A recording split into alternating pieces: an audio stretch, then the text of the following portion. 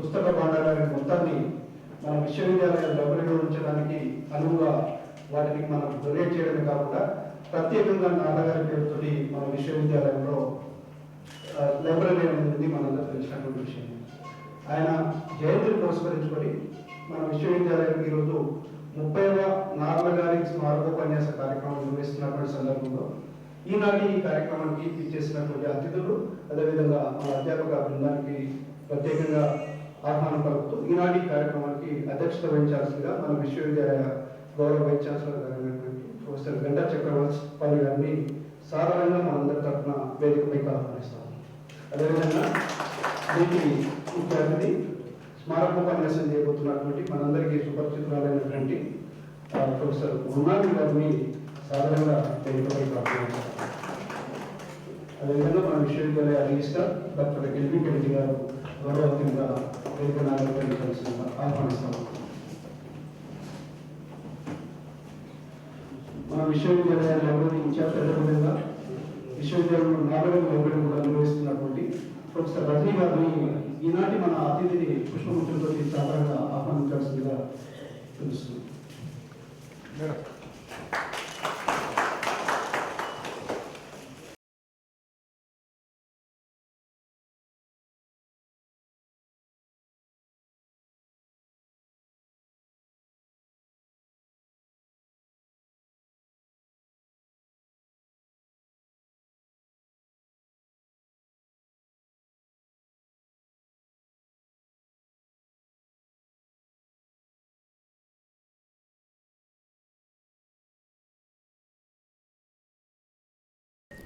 మీ అందరికీ స్వాగతం. Narla memorial lecture గడిచిన 30 సంవత్సరాల నుంచి మనం ఈ యూనివర్సిటీలో కొనసాగిస్తున్నాం. ఇందాక మన పిఆర్ఓ గారు చెప్పినట్టుగా నార్ల కుటుంబ సభ్యులు, నార్ల మిత్రులు ఈ లెక్చర్ని యూనివర్సిటీలో ఏర్పాటు చేశారు.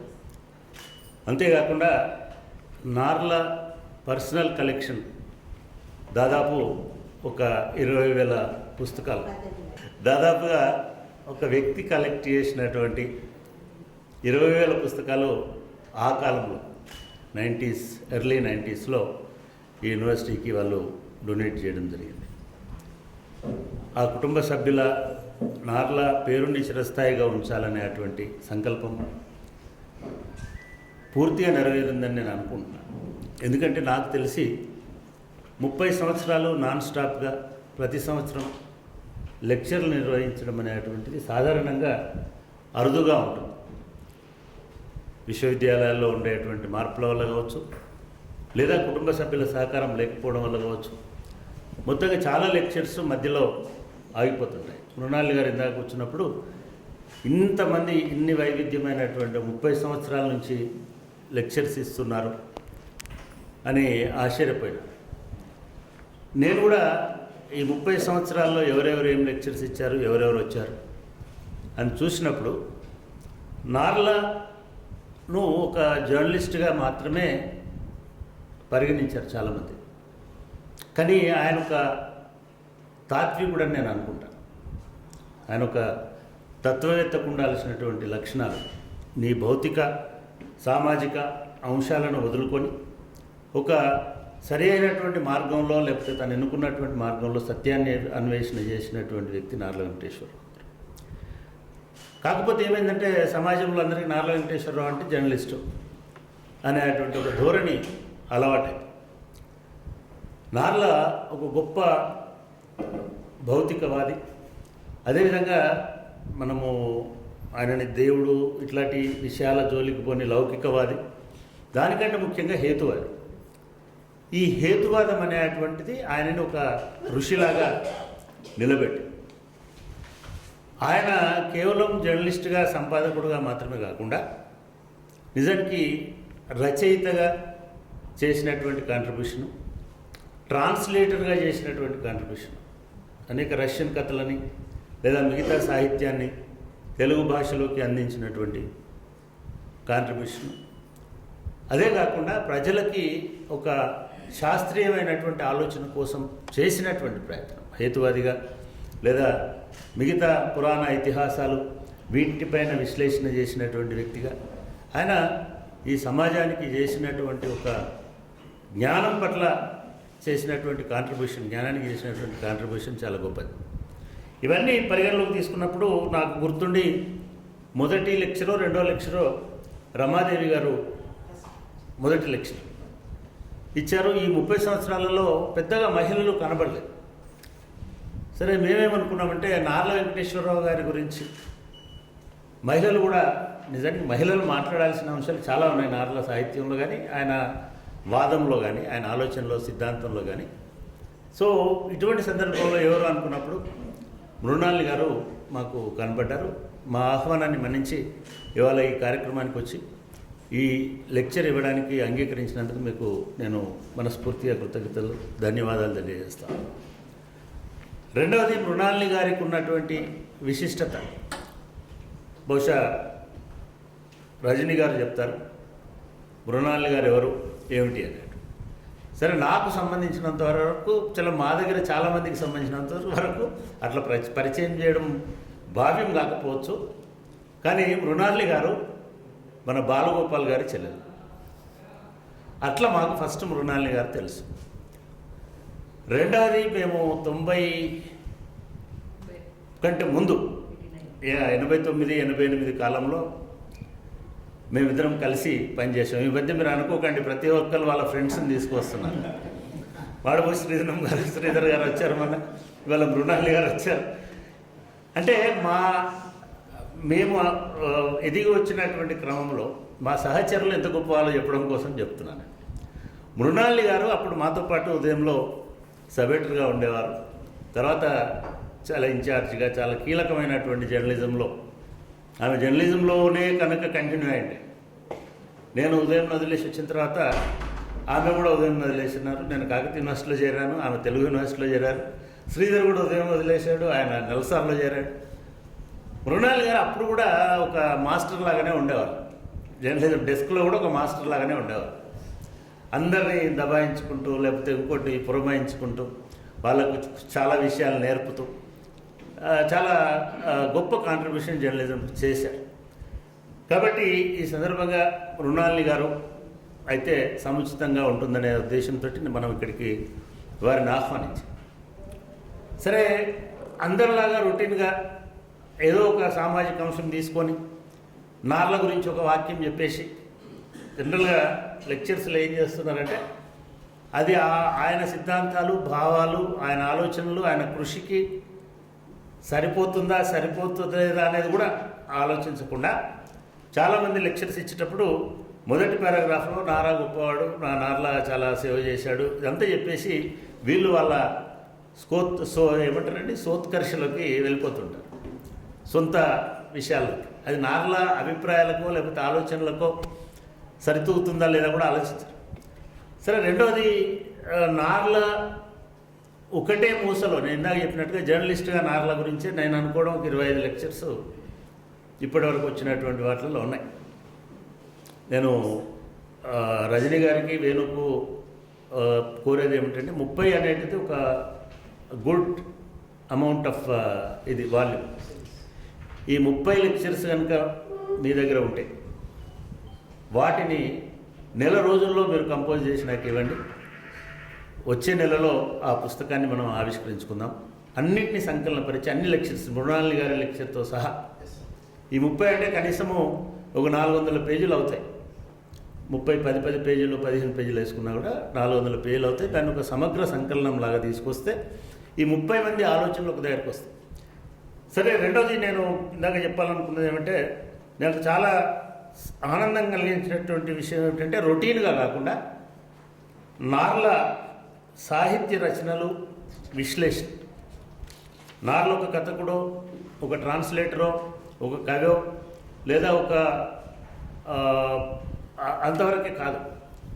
నార్ల నాటకాలు, నార్ల విశ్లేషణలు, నార్ల గద్య సాహిత్యం, లేదా నార్ల వివిధ భాషల నుంచి తెలుగులోకి అనువదించినటువంటి విషయాలు, వీటన్నిటి గురించి బహుశా మృణాలిని గారి వల్ల ప్రసంగిస్తారు. ఇది ఒక విశిష్టమైనటువంటి కూర్పులాగా నేను భావిస్తున్నాను. నార్ల మొత్తం మనం ఈ 30 సంవత్సరాల జర్నీలో నార్లను ఆవిష్కరించిన వివిధ మేధావులు, రచయితలు, పాత్రికేయులు, దాంట్లో ఇది ఒక అదనపు కూర్పులాగా నేను భావిస్తున్నాను. ఈ కార్యక్రమానికి వచ్చినందుకు, అదేవిధంగా ఇంత విశిష్టమైనటువంటి ఒక వైవిధ్యమైనటువంటి అంశాన్ని ఎన్నుకున్నందుకు మృణాలిని గారికి ధన్యవాదాలు తెలియజేస్తూ మరొకసారి వారికి స్వాగతం పలుకుతున్నాను. ఈ కార్యక్రమంలో ముందుగా మా విజయకృష్ణారెడ్డి గారు కూడా పాత్రికేయుడు, అదేవిధంగా తెలుగు భాష నుంచి వచ్చినటువంటి వ్యక్తి.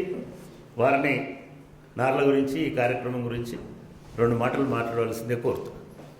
రజనీ గారు తెలుగు శాఖ అధిపతి, అదేవిధంగా నా లైబ్రరీ నిర్వాహకురాలు వారు. నార్ల లైబ్రరీని ఇంకొక ఇదేమిటంటే, మేము ఈ సంవత్సరము మనసు ఫౌండేషన్ వాళ్ళతో మాట్లాడి పూర్తిగా నార్ల లైబ్రరీలో ఉన్న 18,000 పుస్తకాలని డిజిటైజ్ చేసే కార్యక్రమం కూడా చేస్తున్నాం. బహుశా డిజిటైజేషన్ కూడా జనవరిలో పూర్తి అవుతుంది. డిసెంబర్లో ఇప్పుడు వాళ్ళు చేపట్టినట్టున్నారు, డిసెంబర్లో అయిపోతుంది.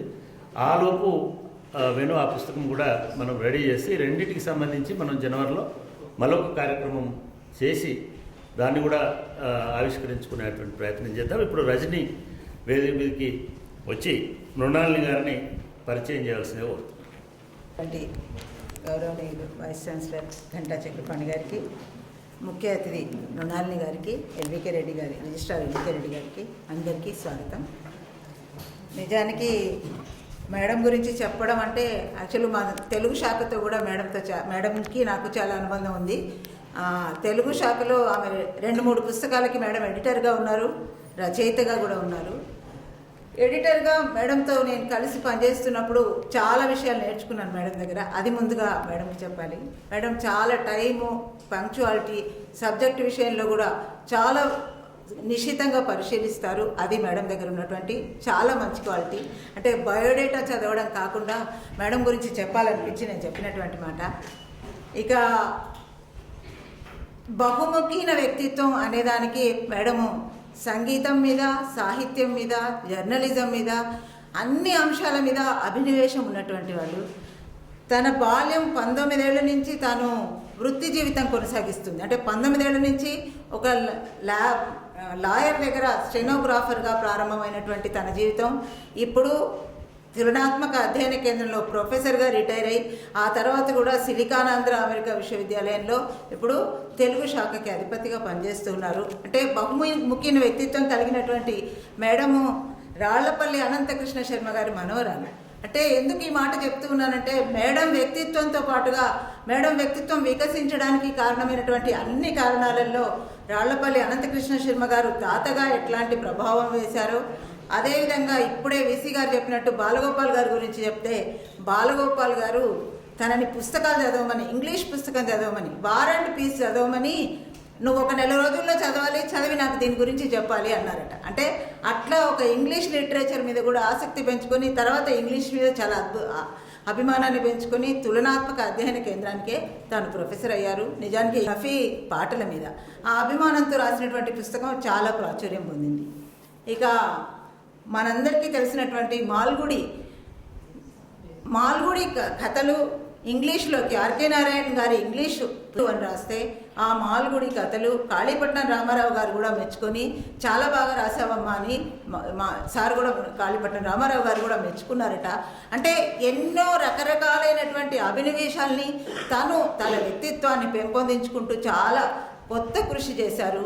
అట్లాంటి మృణాలిని గారికి ప్రత్యేకమైనటువంటి ఒక అభినవేశం ఉన్నటువంటి ఏమిటంటే, వ్యంగ్యము, హాస్యము తన రచనల్లో ఉంటాయి. చాలా ఎక్కువ మందికి, స్త్రీలకు ముఖ్యంగా అంత వ్యంగ్యం లేదు అనేటటువంటి సందర్భంలో మృణాలిని మేడం చాలా వ్యంగ్యంతో కూడినటువంటి రచనలు, వ్యాసాలు చాలా రాశారు. అది ప్రత్యేకంగా చెప్పుకోదగినటువంటివి. ఈ సభకు స్వాగతం మేడం, మిమ్మల్ని స్వాగతం చేస్తూ మన నార్ల మెమోరియల్ లెక్చర్స్లో 30 పేర్లు చెప్పడానికి ఎవరెవరు వచ్చారు అని ఒక బ్రీఫ్గా ఒక 5-6 విషయాలు మాత్రం చెప్పి, ఒక 5-6 విషయాలు చెప్పి ముగిస్తాను. మొట్టమొదట ఇందాకే విసి గారు చెప్పినట్టు reservation for women in legislature. BK Prasad గారు, ఇనగంటి వెంకట్రావు గారు, హనుమంతరావు గారు, రామచంద్రమూర్తి గారు, ఎంవిఆర్ శాస్త్రి గారు, రాజేంద్ర గారు, కె శ్రీనివాసరెడ్డి గారు, దేవులపల్లి అమర్ గారు, తుర్లపాటి కుటుంబరావు గారు, ఇంద్రగంటి శ్రీకాంత్ శర్మ గారు, డి వెంకట్రామయ్య గారు, వరదాచారి గారు, కె శ్రీనివాస్ గారు, అల్లం నారాయణ గారు, కట్టా శేఖర్ రెడ్డి గారు, నాగేశ్వర్ గారు, ప్రొఫెసర్ కె నాగేశ్వర్ గారు, కృష్ణారావు గారు, పద్మజా షా గారు. అయితే ఇన్ని లెక్చర్లో మధ్యలో ఒకే ఒక్క సంవత్సరం మేము జరుపుకోలేకపోయాము, అది కూడా కరోనాల వల్ల. అదొక్క సంవత్సరం అంటే 1920లో జరగలేదు, 2020లో జరగలేదు. ఆ తర్వాత మళ్ళీ కల్లూరి భాస్కరం గారు, టంకశాల అశోక్ గారు, వేణుగోపాల్ గారు, మోహన్ రామ్మూర్తి గారు, ఇన్ని 29 ఉపన్యాస పరంపర జరిగింది. వీళ్ళందరూ కూడా నార్ల జీవితాన్ని గురించి, నార్ల రచనల గురించి, జర్నలిజంలో నార్ల వేసినటువంటి ఒక ప్రత్యేకమైనటువంటి పాత్రను గురించి, ప్రత్యేక దృక్పథాన్ని గురించి మాట్లాడారు. నార్ల సాహిత్యం గురించి 1-2 మాత్రమే వచ్చాయి. ఈరోజు మనం మృణాలిని మేడం ద్వారా నార్ల సాహిత్యాన్ని గురించి వినబోతున్నాం. ఈ సభకు అందరికీ స్వాగతం. వైస్ ఛాన్సలర్ చక్రపాణి గారు, మృణాలిని మేడం గారు, ఇక్కడున్న డైరెక్టర్స్, సహచరులందరికీ నమస్కారం. అయితే నార్ల గారు ఆ కుటుంబానికి మనం అందరం ధన్యవాదాలు తెలియజేయాలి. 18,000 పుస్తకాలు ఇవ్వడంతో పాటు అందుకు సంబంధించి స్మారకోపన్యాసం ఏర్పాటు చేయడానికి ఇచ్చినటువంటి చేయూతకి. ఒకటి, నార్ల వెంకటేశ్వరరావు గారు అంటే సార్ ఇందాక చెప్పారు, ఓన్లీ జర్నలిస్ట్ అని, బహుముఖ ప్రజ్ఞాశాలి ఆయన రాజ్యసభ సభ్యుడిగా ఉండి ప్రెస్కి సంబంధించిన కొన్ని సంఖ్యలు వేసే ప్రయత్నం చేస్తే, ఎందుకంటే రాజ్యసభ ఎందుకంటే లోక్సభ అయితే జనంలో నుంచి గెలిచి రావచ్చు, రాజ్యసభ అంటే అప్పుడున్న అధికార పార్టీ వాళ్ళే ఇస్తారు. ఆ అధికార పార్టీ వాళ్ళే సంఖ్యలు వేసే ప్రయత్నం చేస్తే ఎదురు తిరిగినటువంటి వ్యక్తి, అటువంటి మనస్తత్వం. అదేవిధంగా ఈ రాళ్ళు రప్పులు దేవుడు అనేది కాకుండా దాని గురించి కొంత ప్రచారం చేయకపోయినా సరే ఆయనకి ఒక నిర్దిష్టమైనటువంటి అభిప్రాయాలు ఉండేవి. సమాజం అప్లిఫ్ట్ ఎట్లా చేయాలి, ఏం చేయాలి అనేది సంపాదకులుగా ఒక ముద్ర వేసినటువంటి వ్యక్తి, ఏదో సాదాగా రాసేటువంటి కాదు. రెండోది, అప్పుడు గిడుగు రామూర్తి పంతులు వాళ్ళు వ్యవహారిక భాషని తీసుకురావాలి సమాజ సాహిత్యంలో అంటే పత్రికా రంగంలో వ్యవహారిక భాషను తీసుకొచ్చినటువంటి తొలి సంపాదకులుగా నార్ల వెంకటేశ్వరరావు గుర్తుంటుంది. చాలామంది నార్ల గారి గురించి మాట్లాడారు కాబట్టి నేను ఇప్పుడు మళ్ళీ ఆ విషయాన్ని తీసుకుని వచ్చి ఇక్కడ మృణాలిని గారు ఇస్తున్న అద్భుతమైన ఒకటి సబ్జెక్ట్, ఎందుకంటే ఓన్లీ జర్నలిస్ట్గా చూడకుండా ఒక సాహితీవేత్త, ఆయన రచనల మీద విశ్లేషణ మాట్లాడతారు కాబట్టి మేడం గారు ఈ అవకాశం ఇచ్చినందుకు ధన్యవాదాలు తెలియజేస్తూ సెలవు తీసుకున్నాను. ఉపాధ్యక్షులు డాక్టర్ ఘంటా చక్రపాణి గారికి ప్రత్యేకంగా ధన్యవాదాలు. ఎందుకంటే ఇంతకుముందు రజనీ చెప్పినట్టు నేను ఇంతకుముందు వచ్చిందల్లా ఒక సంపాదకురాలిగా ఆ హోదాలో మాత్రమే ఈ విశ్వవిద్యాలయానికి వచ్చాను. 1-2 రికార్డింగ్లకు వచ్చాను. రమణ ఉన్నప్పుడు వచ్చేదాన్ని, రికార్డింగ్స్ చేయడం లేకపోతే పాఠాలు చెప్పడం వాటికి వచ్చేదాన్ని. జర్నలిజంలోనూ సాహిత్యంలోనూ కూడా నా చేత పాఠాలు చెప్పించిన ఏకైక విశ్వవిద్యాలయం ఇది. మా తెలుగు విశ్వవిద్యాలయంలో జర్నలిజం విభాగం ఉన్న వాళ్ళు ఎప్పుడూ జర్నలిజం మీద నన్ను పాఠం చెప్పమని అడగలేదు, కానీ ఈ విశ్వవిద్యాలయం మాత్రమే నన్ను అడిగేది జర్నలిజం మీద కూడా పాఠాలు చెప్పమని. 35 ఏళ్ల పరిచయం చక్రపాణి గారితో ఈరోజు ఆయన్ని ఈ స్థితిలో, ఈ కుర్చీలో చూసి నాకు చాలా చాలా ఆనందంగా ఉంది. అందుకు అంటే ఆయన ఉపాధ్యక్షులు అయ్యాకనే మొదటిసారి కలుస్తున్నాను. అందుకని వారికి అభినందనలు చెప్తూ, నా తరఫున ధన్యవాదాలు చెప్తూ రిజిస్ట్రార్ గారు రెడ్డి గారికి, రజనీకి, అకాడమిక్ చైర్మన్ పుష్ప చక్రపాణి గారికి అందరికీ నేను ధన్యవాదాలు చెప్పుకుంటున్నాను. ఈ ఇచ్చిన అంశానికి మీ పిఆర్ఓ గారు కూడా ఆయన 2-3 రోజుల నుంచి నాతో మాట్లాడారు కూడా, వారికి నా ధన్యవాదాలు. అయితే నార్ల గురించి సాహిత్యం మీద ఇంతవరకు జరగలేదు అనే మాట వచ్చినప్పుడు నేను చాలా ఆశ్చర్యపోయాను. ఎందుకంటే దాదాపు 30 లెక్చర్స్ అంటే, ఎందుకంటే నా సాహిత్య రంగంలో కూడా నార్ల వారిది మామూలు ముద్ర కాదు. పాత్రికేయ వృత్తిలో ఎలాగో ఉంది, అది సహజం. ఆయన చేసిన తెలుగు సమానార్థకాలని ఇప్పటికీ పత్రికల్లో అలాగే వాడుతున్నారు కొన్నిటిని, అది ఎలాగో అందరికీ తెలుసు. కానీ ఆయన సాహిత్యాన్ని గురించి చర్చ తెలుగువారి సాహిత్య తరగతిలో మేము చేస్తాం, అంటే ఆయన గురించి చెప్తాం. ఆయన పేరు విధిగా వస్తుంది ఆధునిక సాహిత్యం చెప్పినప్పుడు. ఆధునిక సాహిత్యం ముఖ్యంగా హేతువాద దృష్టి 1916 తర్వాత నుంచి తెలుగు సాహిత్యంలోకి ఒకవైపు భావకవిత్వం వస్తోంది, సంఘ సంస్కరణ కవిత్వము, జాతీయోద్యమ కవిత్వము, ఇవన్నీ వస్తున్న రోజుల్లోనే హేతువాదం కూడా వచ్చింది. అది రావడానికి ముఖ్య కారకుడు త్రిపురనేని రామస్వామి చౌదరి. త్రిపురనేని తరువాత అంటే రామస్వామి చౌదరి గారు ప్రారంభించిన ఆ హేతువాద దృక్పథాన్ని సాహిత్యానికి అన్వయించడం, ఆ తర్వాత చేస్తూ పోయిన వాళ్ళు ఎవరు, చలం చేశాడు కొంతవరకు, తాపి ధర్మారావు గారు చేశారు. వీళ్ళిద్దరికంటే కూడా శక్తిమంతంగా చేసిన వారు నార్ల వెంకటేశ్వరరావు గారు.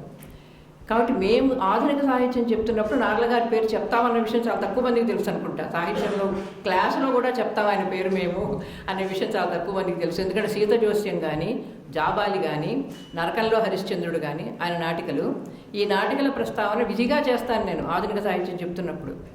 కాకపోతే వాటి గురించి క్షుణ్ణంగాను నిశ్చితంగాను పరిశీలించి అధ్యయనం చేసే అవకాశం మాత్రం ఇప్పుడు మీ వల్ల నాకు కలిగింది. అందుకు నేను ధన్యవాదాలు చెప్పుకుంటున్నాను ఈ అంశాన్ని గురించి నాకు నా ఆలోచనలు పంచుకోవడానికి ఇచ్చినందుకు. అయితే దీనికి కొన్ని పరిమితులు ఉన్నాయి. ఇప్పుడు చక్రపాణి గారు చెప్పినట్టు ఆయన అనువాద కథలు నాకు దొరకలేదు, షాపులోనూ దొరకలేదు. ఇంకా నాటికలు కూడా కేవలం నాకు PDF కాపీ మాత్రమే, సాఫ్ట్ కాపీలు మాత్రమే ఉన్నాయి. వెబ్సైట్లో దొరికాయి నాటికలు కూడా. పుస్తకాలుగా ఆయన లభిస్తున్నవి. అంటే మీరు నార్లవారి కుటుంబం ఇలాగా గ్రంథాలయం ఇచ్చిందన్నారు కదా, నాదొక చిన్న విన్నపం ఏమిటంటే ఆయన పుస్తకాలను మళ్ళీ రీప్రింట్ కూడా చేస్తే బాగుంటుందని. ఎందుకంటే ఆయన నాటికలు దొరకడం లేదు. ఇప్పుడు కొత్తగడ్డ నాటితో 16 నాటికలు ఉన్నాయి, ఆ నాటికలు దొరకడం లేదు. అలాగే ఆయన అనువాద కథలు కూడా ఇప్పుడు లేవు మార్కెట్లో, అవి కూడా లేవు. అలాగే నార్లవారి మాట కూడా కేవలం PDF కాపీలే దొరుకుతున్నాయి ఆర్కైవ్స్లో వెతికితే, కానీ విడిగా పుస్తకంగా అవి దొరకట్లేదు. ఇప్పుడు దొరుకుతున్నవి నాకు తెలిసి ఇంతకుముందు నేను చెప్పిన 3 నాటికలే, జాబాలి, సీత జోస్యం, నరకంలో హరిశ్చంద్రుడు మనకు పుస్తకాల షాపుల్లో దొరుకుతున్నాయి. మిగిలిన రచనలు వాటిని పునర్ముద్రించే అవకాశం ఏమాత్రం ఉన్నా, మీరు వారి కుటుంబంతో మీకు ఒక సన్నిహిత సంబంధం ఉంది కనుక అడుగుతున్నాను, అది చేయిస్తే బాగుంటుంది. మిగిలిన పుస్తకాలు దొరకడం లేదన్నది బహుశా సంపాదకీయాలు దొరుకుతున్నాయేమో నాకు తెలియదు, కానీ సాహిత్య గ్రంథాల్లో మాత్రం ఇవేవి దొరకడం లేదు. అనువాదాలు అసలు లేవు, దొరకలేదు నాకు అసలు. అందుకని ఆ పరిమితులు ఉన్నాయి నా ప్రసంగానికి. నాకు లభించిన సామగ్రిని బట్టి నేను మాట్లాడగలుగుతాను. అయితే ఆయన నార్లవారి మాట పూర్తిగా వేమనను అనుకరిస్తూ గురజాడ భావాలను ప్రతిధ్వనింపజేస్తూ, వీళ్ళిద్దరూ ఆయనకి ఇష్టమైన వాళ్ళు, వేమన గురజాడ, వాళ్ళిద్దరికీ ప్రతిస్పందిస్తూ రాసిన శతక పద్యాలు నార్లవారు రాసింది. అందులోంచి ఒక్క పద్యం వినిపిస్తాను. అది వినగానే మీకు నార్ల ఏ దృక్పథాన్ని అయితే, ఒక లౌకిక దృక్పథం అని, హేతువాద దృక్పథం అని ఇందాక మంచి భూమిక వేశారు నా ప్రసంగానికి చక్రపాణి గారు. కాబట్టి ఆ భూమిక నుంచి తీసుకున్నాం మనం. అది ఆయన రాసిన శతక పద్యాల్లో కూడా అదే ధోరణి. ప్రశ్న నుండి పుట్టు పరిణత జ్ఞానము, ప్రశ్నతోడ పెరుగు ప్రాభవము, ప్రశ్న లేక ప్రగతి ప్రశ్నార్థకమ్మురా, వాస్తవము నార్లవారి మాట. ప్రశ్నించడం సమాజానికి నేర్పాలి అన్నది ఆయన ప్రధాన లక్షణం, ఆయన జీవితాన్ని సాధించిన లక్షణం. మీకు ఎవరు ఏది చెప్పినా గుడ్డిగా నమ్మొద్దు. దేన్నైనా సరే ప్రశ్నించిన తర్వాత పరిశోధన చెయ్యి, అధ్యయనం చెయ్యి. హేతువాదంతో వాళ్ళతో వాదించిన తర్వాత కూడా నువ్వు కన్విన్స్ అయితే అది వేరు విషయం. తర్వాత వాళ్ళు మిమ్మల్ని ఒప్పించగలిగితే మీరు అది ఒప్పుకోండి, లేదనుకుంటే వాళ్ళతో విభేదించడానికి భయపడవద్దు. ఇది ఆయన జీవితాంతం ఆయన అనుసరించిన పద్ధతి అదే. అందుకే ఇందాక రిజిస్ట్రార్ గారు అన్నట్టు ఆయన రాజ్యసభలో ఉండి కూడా ఆయన ఒప్పుకోలేని విషయాలను, అంగీకరించలేని విషయాలను అంగీకరించలేదు. ఆ ధైర్యం మనకు ఉండాలన్నాడు. ఎందుకంటే ప్రశ్న అనేది కనుక ఈ సమాజం నుంచి వెళ్ళిపోతే ఇంకా సమాజంలో ఏం మిగలదు. అంటే సమాజం ప్రగతి పథాన పోదు. ప్రశ్నించే మనుషులు ఉన్నంత కాలమే సమాజం ముందుకెళ్తుంది. దీని సాహిత్యానికి ఆయన ఎట్లా అన్వయించాడు, ప్రతిదాన్ని ప్రశ్నించడం అన్నది ఆయన ఎలా మొదలుపెట్టాడు అంటే, ఆయన మొట్టమొదట సాహిత్యంలో చేసింది మనల్ని ప్రశ్నించవద్దు, నమ్మండి అని దేని గురించి చెప్తారు? పురాణాల గురించి చెప్తారు, ఇతిహాసాల గురించి చెప్తారు. మనం మళ్ళీ ప్రశ్నించడానికి వీల్లేనంతగా అవి మన నిత్య జీవితంలో అవి భాగమైపోయి, మనము పురాణాలు ఇతిహాసాలు అంటే ఉన్నది ఉన్నట్టుగా స్వీకరించాలి, వాటిని యథాతథంగా స్వీకరించడము, వాటిని నమ్మడము, వాటిని ఆచరించడము, వాళ్ళందరినీ పురాణ పురుషులందరినీ కూడా పురాణ పాత్రల్ని మనం ఆదర్శ జీవులుగా తీసుకోవడము, వాళ్ళని అనుసరించడము, దీన్ని ఖండిస్తూ ఆయన పురాణాలకు సంబంధించిన నాటకాలన్నీ రాశారు. అందుకే నా ప్రసంగంలో ఇప్పుడు ఆయన పౌరాణిక నాటకాలు, ఆయన మామూలుగా సామాజిక నాటికలు, అలా కాకుండా 3 జీవిత చరిత్రలు, వీటి గురించి కొన్నిటి గురించే ప్రస్తావిస్తాను. పుస్తకంలో కూడా కొంచెం ఎక్కువ ఉంది దానికంటే, రాసిన పుస్తకంలో కొద్దిగా ఎక్కువ ఉంది దానికంటే. అంటే పురాణాలని మనం ప్రశ్నించడం మానేయడం వల్లనే మన భారతదేశం ఏ జన్మకి ఒక అడుగు ముందుకెళ్ళటం లేదన్నది ఆయన ప్రతిపాదన. దానికి ఆయన తీసుకున్న సబ్జెక్ట్స్ ఏమిటి? అన్నిటికంటే ముఖ్యంగా ఆయన తీసుకుంది రామాయణాన్ని, భారతాన్ని, భాగవతాన్ని, వీటిని ప్రమాణాలుగా తీసుకొని ఆయన నాటక రూపంలో రాశారు. నాటికలు పెద్దవా, నిజానికి ఆయన ఏకాంకికలు అనొచ్చు. ఒకటైతే జాబాలు అయితే ఏకాంకికే, ఒకే అంకం ఉంటుంది, వస్తుంటారు పోతుంటారు పాత్రలు. మిగతా 2 నాటికలు, సీత జోస్యము, నరకంలో హరిశ్చంద్రుడు, హిరణ్యకశిపుడి వధ, ద్రౌపది, పంచరాత్రము లేదా ద్రౌపది దాని పేరు. ఇలా 5 నాటికలు రాశారు పురాణాల మీద. వాటి ద్వారా ఆయన మనకి ఏం చెప్పారు? ఆయన మొట్టమొదటి అడిగేది, చెప్పేది మనకు స్పష్టంగా, వాల్మీకి రామాయణాన్ని వాల్మీకి రాయలేదు. ఆయన స్టేట్మెంట్స్ చెప్తాను మీకు. వాల్మీకి రామాయణాన్ని వాల్మీకి చాలా తక్కువ రాశాడు. అయోధ్యకాండ ఒకటే మనకు కనిపించేది. నిజంగా వాల్మీకి రాశాడు అని నమ్మాలి అంటే అయోధ్యకాండ ఒకటే. మిగిలిన కాండాలన్నీ కూడా ప్రక్షిప్తాలు. వాల్మీకి ఏదో రాసి ఉండొచ్చు, కానీ అదంతా పోయింది, వేరే వాళ్ళు ఎవరు వచ్చి నింపారు. ఎందుకంటే మనిషిగా వాల్మీకి రాశాడు రాముడు గురించి, తరువాతి వడ్డించి వాళ్ళని ఆయన దేవుణ్ణి చేశారు. రామాయణాన్ని నిజానికి ఉద్దేశించి ఒక మనిషి కథ. నిజానికి ఆయన అన్నారు, కానీ నిజానికి ఇప్పటికీ వాల్మీకి రామాయణం చదివితే మీరు ఇప్పుడున్న రూపంలో కూడా, ఆయన చదివిన రూపమైనా నేను చదివిన రూపమైనా ఒకటే. దానిలో రాముణ్ణి ఎక్కడా దేవుడు అండు. వాల్మీకి రామాయణంలో రాముడు దేవుడు కాదు, పురుషోత్తముడు. మీరు ఆయన వర్ణనలన్నీ పురుషోత్తముడిగా మాత్రమే ఉంటాయి. నిజానికి ఆయన పట్టాభిషేకం చేసుకునేటప్పుడు మాత్రమే దేవతలు ప్రత్యక్షమై చెప్తారు నువ్వు విష్ణు అవతారం అని. తర్వాత రంగనాథ రామాయణము, తెలుగు రామాయణం వచ్చేసరికి వాళ్ళు మొదటి అక్షరం నుంచి దేవుడు అనడం మొదలెట్టారు. ఆ మాటను చాలా ఆయన ఎంత లోతుగా పరిశీలించారు అంటే రామాయణాన్ని. తరువాత వచ్చిన వాళ్ళందరూ దేవుణ్ణి చేసి రామాయణాన్ని మనకు ఎలా పారాయణ గ్రంథంగా మార్చారు. మొట్టమొదటి అభ్యంతరం ఆయనకి సాహిత్యం మీద. సాహిత్యం పారాయణ గ్రంథం కాదు. సాహిత్యము మనం విమర్శించగలిగిన, వ్యాఖ్యానించగలిగిన ఒక మంచి గ్రంథంగా తీసుకోండి రామాయణాన్ని. రామాయణం చెత్తగా ఉందని అనరు ఆయన, మీ చదవడం చెత్తగా ఉందంటాడు. మనం చదివే పద్ధతి తప్పు అంటాడు.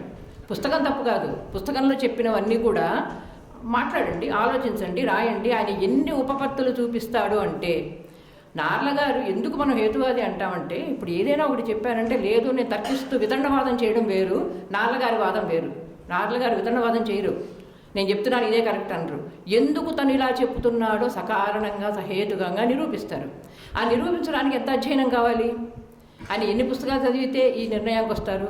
ఇప్పుడు ఉన్న శ్రీలంక రావణుడి లంక కాదు అని చెప్పడానికి ఎంతసేపు పడుతుంది? వానరులు కిష్కింద అనేది ఎక్కడుంది అనే దాని మీద ఒక పెద్ద చాప్టర్ రాశారు. అసలు రాముడు చారిత్రక పురుషుడు కాడు, రాముడు కల్పిత పాత్ర. కల్పిత పాత్రగా తీసుకుని మీరు అర్థం చేసుకుంటే రామాయణాన్ని చదవడానికి ఆయనకు అభ్యంతరం లేదు. ఎప్పుడైతే మీరు ఆయన చారిత్రక పురుషుడు, పురాణ పురుషుడు, ఆదర్శ పురుషుడు అని అన్నారో అప్పుడు ఏం చేస్తామంటే మనం దాన్ని పారాయణం చేస్తాం. చదవాల్సిన గ్రంథాన్ని, అర్థం చేసుకుని విశ్లేషించాల్సిన గ్రంథాన్ని ఒకసారి పారాయణం అనేది మన మనసులోకి వచ్చిందంటే మనకు విశ్వాసమే మిగులుతుంది, హేతువు పోతుంది. ఇంకా మనం అందులో ఉన్నదంతా నిజం అనుకుంటాం. ఎప్పుడైతే దాన్ని పారాయణ గ్రంథంగా తీసుకున్నామో, పురాణాలను పారాయణ గ్రంథంగా తీసుకోవడాన్ని ఆయన తీవ్రంగా వ్యతిరేకించాడు. ఎందుకు వ్యతిరేకించాడంటే, నువ్వు ఏవీ నిరూపించలేకపోతున్నావు. దీనికి 2 రకాల సాక్ష్యాలు. ఆయన రాసిన పద్ధతిలో నాకు బాగా నచ్చింది ఏమిటంటే, ఇప్పుడు ఏదైనా అనాలి వితౌట్ ఎవిడెన్స్ మాట్లాడరు ఆయన. అసలు సిసలు జర్నలిస్టు. ఆ జర్నలిస్టు మనస్తత్వం ఎక్కడా పోదు, ఆయనకి చూపిస్తాడు ఎక్కడ ఎందుకంటున్నాను ఈ మాట అని చెప్తాడు. బాహ్య సాక్ష్యాలు ఏమిటి? చరిత్ర గ్రంథాలన్నీ జరిగేశాడు. వెబ్బర్ చరిత్రను ఎక్కువ తీసుకున్నారు ఆయన, సునీత చంద్ర చట్టోపాధ్యాయులు ఎక్కువ తీసుకున్నారు. ఇవి తీసుకొని సునీత్ కుమార్ చట్టోపాధ్యాయ్ వీళ్ళ చరిత్ర గ్రంథాలు, రమేష్ దత్తుది వీళ్ళ చరిత్ర గ్రంథాలన్నీ తీసుకున్నారు. ఆ సాక్ష్యం ద్వారా రామాయణం నిజంగా జరగలేదు, అది చారిత్రక ఘటన కాదు, అది కల్పిత రచన, అదొక కావ్యం మాత్రమే అనే మాట చెప్పారు. రెండవది అంతర్గత సాక్ష్యం తీసుకుంటాడు ఆయన. టెక్స్చువల్, మీరు టెక్స్ట్లోనే ఉంది, రామాయణంలోనే తీసుకోండి. మీరు రాముడు 10,000 ఏళ్ళు పరిపాలించాడు. మనకు వాక్యాలు ఎలా ఉంటాయి? ఒక్కొక్కడు 3,000 ఏళ్ళు ఒంటి కాలి మీద తపస్సు చేశాడు. ఇట్లాంటి వాక్యాలు మన రామాయణం నిండా ఉంటాయి, భారతం నిండా ఉంటాయి, భాగవతం నిండా ఉంటాయి. ఆ వాక్యాలన్నింటినీ పట్టుకుంటాడు. అన్ని వేల ఏళ్ళు ఎవడో తపస్సు చేయడు కదా, కాబట్టి అది పట్టుకుని అంతర్గత సాక్ష్యంలో చెప్తాడు. రాముడి వయస్సు ఎంత అరణ్యానికి వెళ్ళే సమయానికి, దీని మీద ఒక సబ్ హెడ్డింగ్ పెట్టి ఒక చాప్టర్ రాశారు ఆయన. ఎన్ని రకాలుగా చూసినా కూడా రాముడికి ఎప్పటికీ అడవికి వెళ్ళి ఉంటాడు విశ్వామిత్రుడితో. ఆ తర్వాత ఎప్పుడు సీతను పెళ్లి చేసుకుని ఉంటాడు. ఆ తర్వాత ఎన్నేళ్ళు వాళ్ళిద్దరు కలిసి ఉన్నారు, ఎప్పుడు కైకేయి కోరింది, ఎప్పుడు వెళ్ళాడు. ఈ అన్ని దానిలో ఎంత అంతర్గత వైరుధ్యాలు ఉన్నాయో అంటే ఆ టెక్స్ట్లో రామాయణాన్ని చూపిస్తాడు. రామాయణంలో ఈ కాండలో ఇన్నేళ్ళు, ఆ కాండలో అన్నేళ్ళు, సీత చెప్పిన దానికి రాముడు చెప్పిన దానికి మొత్తం లేదు. ఇద్దరిలో ఎవరి వయసు ఎంత అన్నది. అందుకని దాని అంతర్గత సాక్ష్యం బట్టి చూసినా అది చారిత్రకం కాదు, అది చరిత్ర అయితే అది వాస్తవం అయితే, అది జరిగి ఉంటే కనుక మీకు ఒక పద్ధతి ఉంటుంది, ఒక చారిత్రక కాలమాన తేదీలన్నీ మనకు తెలిసి ఉండాలి, ఆ కాలక్రమానుసారం ఉంటుంది. ఇందులో అది లేదు. దీన్ని బట్టి కూడా వాల్మీకి ఒకడే రాయలేదు. వాల్మీకి రాసి ఉంది పోయింది, పోతే ఎవడో ఒకటి నింపాడు. నింపినప్పుడు ఎవడిష్టం వచ్చాడు వాడు నింపాడు. అనంతరం నింపిన వాళ్ళందరూ కూడా రాముడిని దేవుణ్ణి చేశారు. వాల్మీకి దేవుడిగా ఉద్దేశం. వాల్మీకిని చాలా మెచ్చుకుంటారు నార్ల గారు. అంటే ఎక్కడ మెచ్చుకోవాలో అక్కడ మెచ్చుకోవడం అనేది ఆయనలోని చాలా గొప్ప గుణం. ఇప్పుడు ఒక హేతువాది త్రిపురనేని రామస్వామి చౌదరి గారిలో లేనిది ఈయనలో ఉన్నది, అది నా ఉద్దేశంలో. త్రిపురనేని వారేమో తిట్టడమే. ఇంకా నార్ల గారు అలా కాదు, ఏది బాగుందో అది కూడా చెప్తాడు. ఆయనలో నిష్పక్షపాతమైన ఒక విమర్శకు, నిజమైన విమర్శకుడు ధోరణి. అందుకే ఆయన ఇందులో ఎక్కడ బాగుందో, వాల్మీకి రచన ఎంత గొప్పగా ఉందో చెప్తారు. ఈ రచన అలంకారాలు, వాల్మీకి అలంకారాలను, ఉపమాలంకారం తెలుసు, ఉపమా కాళిదాసస్య అంటాం, కానీ నిజానికి కాళిదాసు వాల్మీకి ముందు పనికిరాడు ఉపమాలంకారంలో. వాల్మీకి ఉపమాలంకారాలు అసాధారణంగా ఉంటాయి. అవి ఈయన కనిపెట్టారు. వాల్మీకి అలంకారాలు ఎంత గొప్పగా రాశాడని పేరాలు రాశారు. ఎక్కడ మెచ్చుకోవాలి అక్కడ మెచ్చుకున్నారు. సాహిత్య లక్షణాలు ఎంత బాగున్నాయో మెచ్చుకున్నారు. కానీ చెబుతున్న విషయాన్ని చారిత్రకతను ఆపాదించద్దంతే. మీరు పారాయణ గ్రంథం చేయొద్దు, రాముడిని ఆదర్శ పురుషుడని చెప్పొద్దు, కొలవాలని చెప్పొద్దు, గుళ్ళు దేవుళ్ళుగా పెట్టుకోవద్దని చెప్పొద్దు. కావ్యంగా చదువుకోండి. కావ్యంగా చదువుకున్నప్పుడు మీరు విమర్శిస్తారు, విమర్శించండి. మీరు విమర్శించకుండా రామాయణాన్ని కానీ భారతాన్ని కానీ దీన్ని చదవద్దు. ఇక రెండవది, రామరావణ యుద్ధం అన్నది రాక్షసులకు దేవతలకు జరిగిన యుద్ధం కాదు. ఈయన భగవంతుడు, ఆయన రాక్షసుడు. కాబట్టి రామరావణ యుద్ధం అంటే రాక్షసుల్ని భగవంతుడి రూపంలో ఉన్న రాముడు చంపడం సహజం. మనం అందరం అపేక్షించేది అది జరిగింది అని మనందరం చాలా ఆనందించేస్తుంటాం. అసలు అది కానే కాదంటాడు ఆయన అంటాడు, ఆహార ఉత్పత్తి వ్యవస్థకు, ఆహార సేకరణ వ్యవస్థకు మధ్య జరిగిన యుద్ధం రామరావణ యుద్ధం. ఆయనది చాలా కీలకమైన పాయింట్ ఇది. తన రామాయణ విమర్శ మొత్తంలో ఈ మాటలు అనేది ఎవరు? సీతను నార్ల గారు అర్థం చేసుకున్నంత బాగా, సీత పాత్రను, సీత వ్యక్తిత్వాన్ని, సీత మాటలని నార్ల విశ్లేషించినంత బాగా బహుశా ఏ విమర్శకుడు చేసి ఉండాడు. ఆయన ఎక్కడో అయోధ్యకాండలో ఆవిడ చెప్పిన 2-3 వాక్యాలను పట్టుకొని ఆయన ఎంత నిగూఢమైన అర్థాన్ని దానికి ఆపాదించారంటే, నిజంగా వాల్మీకి రామాయణంలో అయోధ్యకాండలో ఉంది. ఆ శ్లోకాలు నేను చదివాను, నేను ఒక వ్యాసంలో నేను రాశాను. దాన్ని ఆయన ఎంత విస్తరించి ఎంత గొప్పగా దాన్ని చూపించాడంటే, ఆయన సీత అంటుంది, మనము నారచీరలు కట్టుకొని అడవులకి ఎందుకు పోవు? నర్మలని నారచీరలు కట్టుకున్నామంటే తపస్సులకి ఆగ్రహాలు, కోపాలు, హింస ఇవన్నీ దగ్గరికి రాకూడదు. మరి నువ్వు లక్ష్మణుడు బాణాలు పట్టుకొని ఎందుకు తిరుగుతున్నారు ఇక్కడ? ఇద్దరు ఎప్పుడు పక్కన బాణం పెట్టుకుని పడుకుంటాడు రాముడు. నీకు పక్కన బాణం ఎందుకయ్యా, నువ్వు తపస్విగా ఉన్నప్పుడు? ఒకసారి నీ పక్కన ఆయుధం ఉంది అంటే నీలో అది హింసను ప్రేరేపిస్తుంది. నువ్వు దానికి దూరం ఉండాలి. ఈ 14 ఏళ్ళు నువ్వు అసలు బాణం ముట్టుకోకూడదు. నువ్వు నేను తపస్సుల్లా ఉన్నావు, ఎందుకు పెట్టుకున్నావు ఉంటుంది. అది ఉంది కాబట్టి నువ్వేం చేస్తున్నావు? పైగా మనిషిలో ఉండే దుర్మార్గాలని చెప్తూ ఇతరుల భార్యల్ని కోరడం, ఇతరుల రాజ్యాన్ని కోరడం, ఏ వైరము లేకుండా వధించడం, ఎదుటివాడితో ఏ వైరము లేకుండా వాడిని చంపడం, ఇవి 3 గొప్ప నేరాలు. మొదటి 2 దుర్లక్షణాలు నీకు లేవు, 3వ లక్షణం నీకు ఉంది అంటుంది. నీకు ఏ వైరము లేదు ఆటవికులతో, ఎవరితోనూ నీకు ఏ వైరము లేదు. ఋషులు చెప్పారని నువ్వు పోయి అందరినీ చంపొస్తున్నావు. 100,000 మందిని అడవిలో నువ్వు వచ్చింది ఎందుకు? నారచీరలు కట్టుకొని తపస్విలాగా ఉండాల్సిన చోట బాణం పట్టుకొని అందరినీ చంపుతూ పోతున్నావు. అది కూడా ఎవరు? రాక్షసులు కాబట్టి చంపుతున్నాను అంటున్నావు. ఇక్కడ కీలకమైన వ్యాఖ్య నార్ల గారిది. ఇప్పుడు మనం మళ్ళీ రామాయణ చదివితే మనకు నార్ల గారు గుర్తుకు రాకమానరు.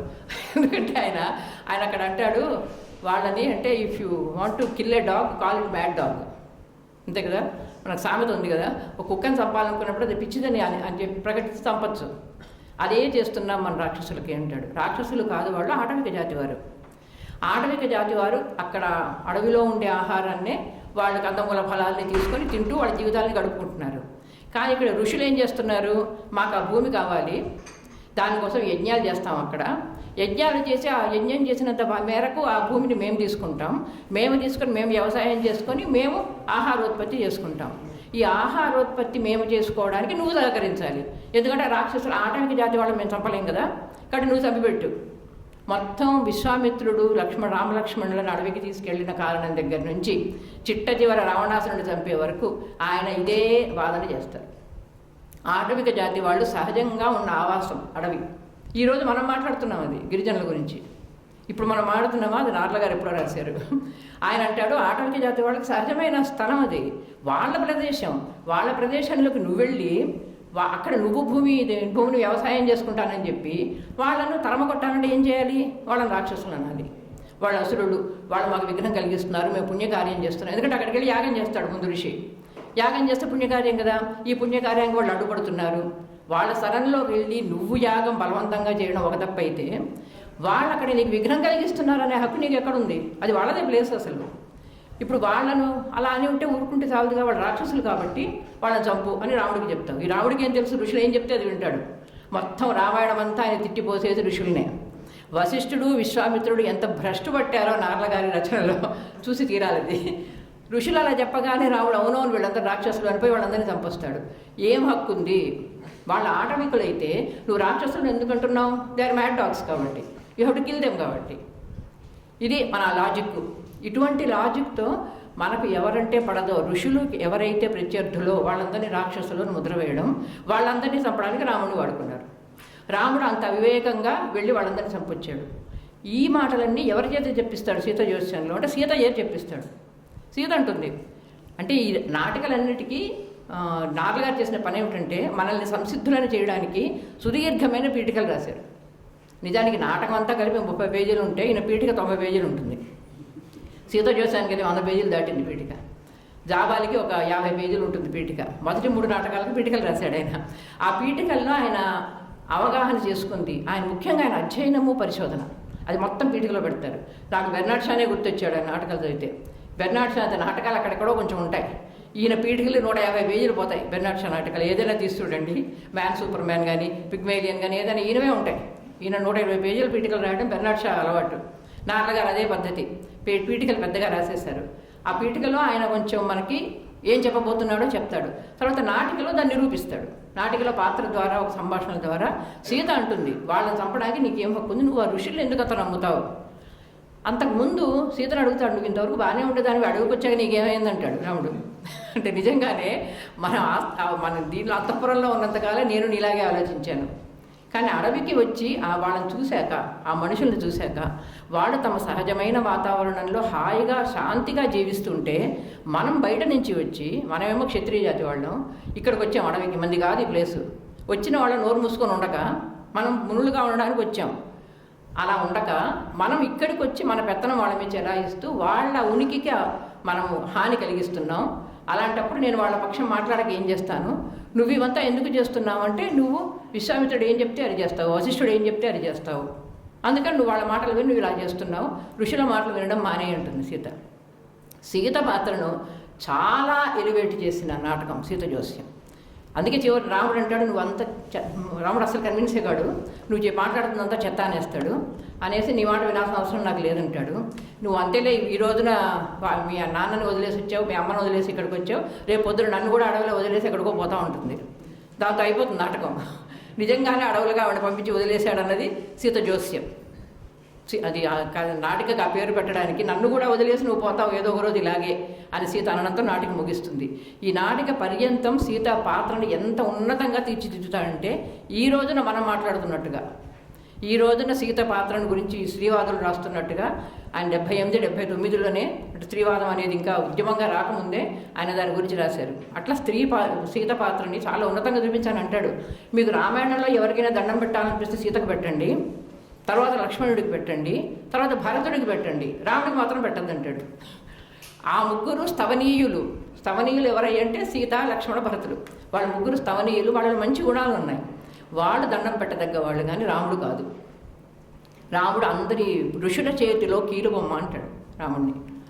అలాగా ఇక్కడ రాముడే సీత జ్యోతిష్యంలో. జాబాలిలో కూడా రాముడే. జాబాలి పాత్ర తెలిసిందే. జాబాలిని కొంచెం ప్రశ్నించే మనస్తత్వం ఉన్నవాడు.